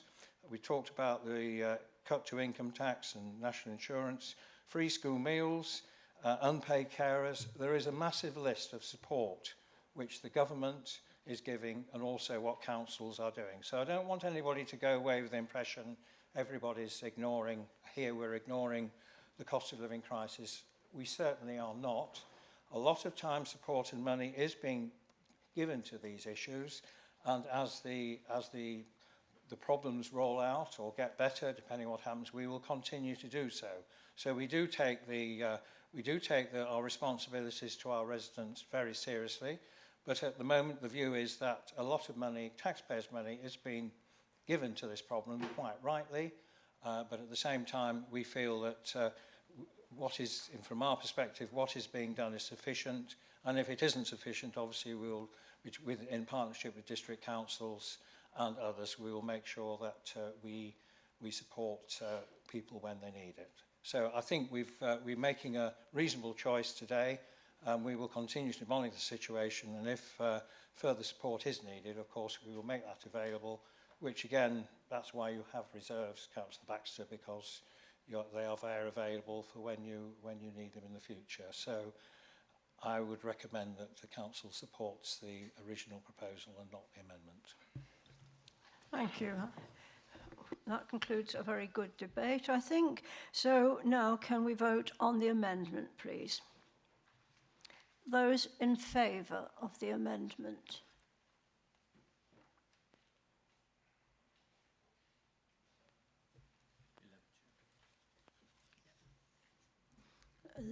Those against?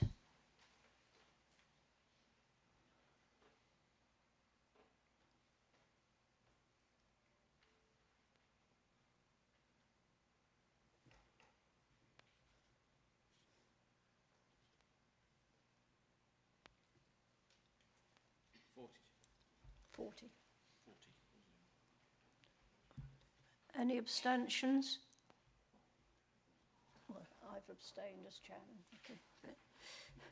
Okay. Right, the amendment then is clearly lost. So now we vote, please, on the original motion. Can I have those in favour, please?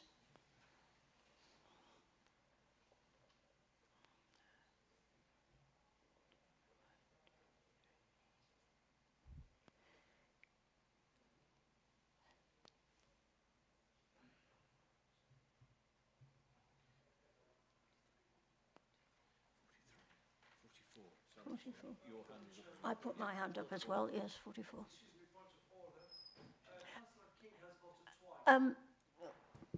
Sorry to say that, just point of order. Councillor King has voted twice.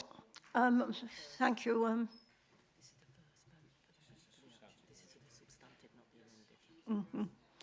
We're voting now on the original motion, Councillor Danny. Right. So we've had all in favour of the original motion. Now those against the original motion.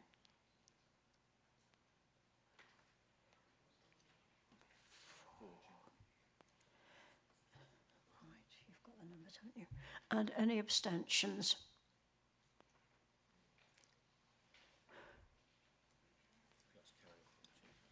Right.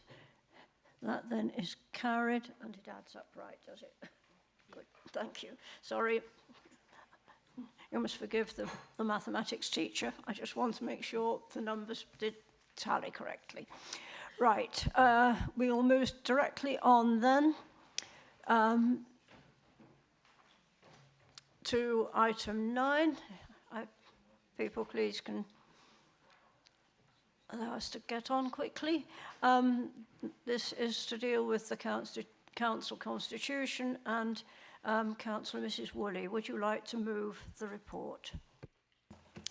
Thank you, Chairman. This really is a piece of housekeeping. You will remember back in May 21 that we altered the terms of reference for the Health and Wellbeing Board within the Constitution to take into account the ICP proposals. In July 22, the Health and Care Bill became an act, and it meant that there were some of the changes that we'd made could no longer be in force, and so this merely asks colleagues to accept both the recommendations and indeed the amendments for the Constitution now. Thank you. Thank you. Councillor Matthews, sorry, I believe, is there a seconder? Yes, I'm very, very pleased. Councillor Matthews, I'm very pleased to second the motion. Thank you very much. And if we come back, I'll reserve my right to speak. But thank you. Are there any speakers? No. Right, so we'll move straight then to the vote. Those in favour?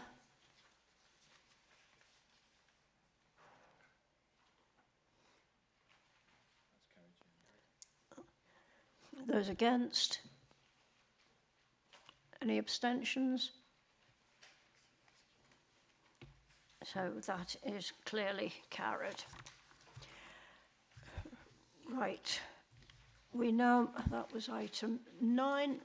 Item 10 on this agenda, the Humber and Lincolnshire Joint Health Overview and Scrutiny Committee. In your papers again, Councillor Mrs Woolley, would you like to move the report, please? Thank you, Chairman. Just very briefly to members, this is a proposal that the Humber Acute Services Review will take place, and they have requested that adjoining authorities offer members to be part of the Joint Overview and Scrutiny Committee. I therefore move that we accept the proposals in the paper. Thank you. Is there a seconder? Chairman, yeah, I'd be happy to second the recommendations, Chairman. Are there any speakers? Right, then in that case, we move straight to the vote. Those in favour?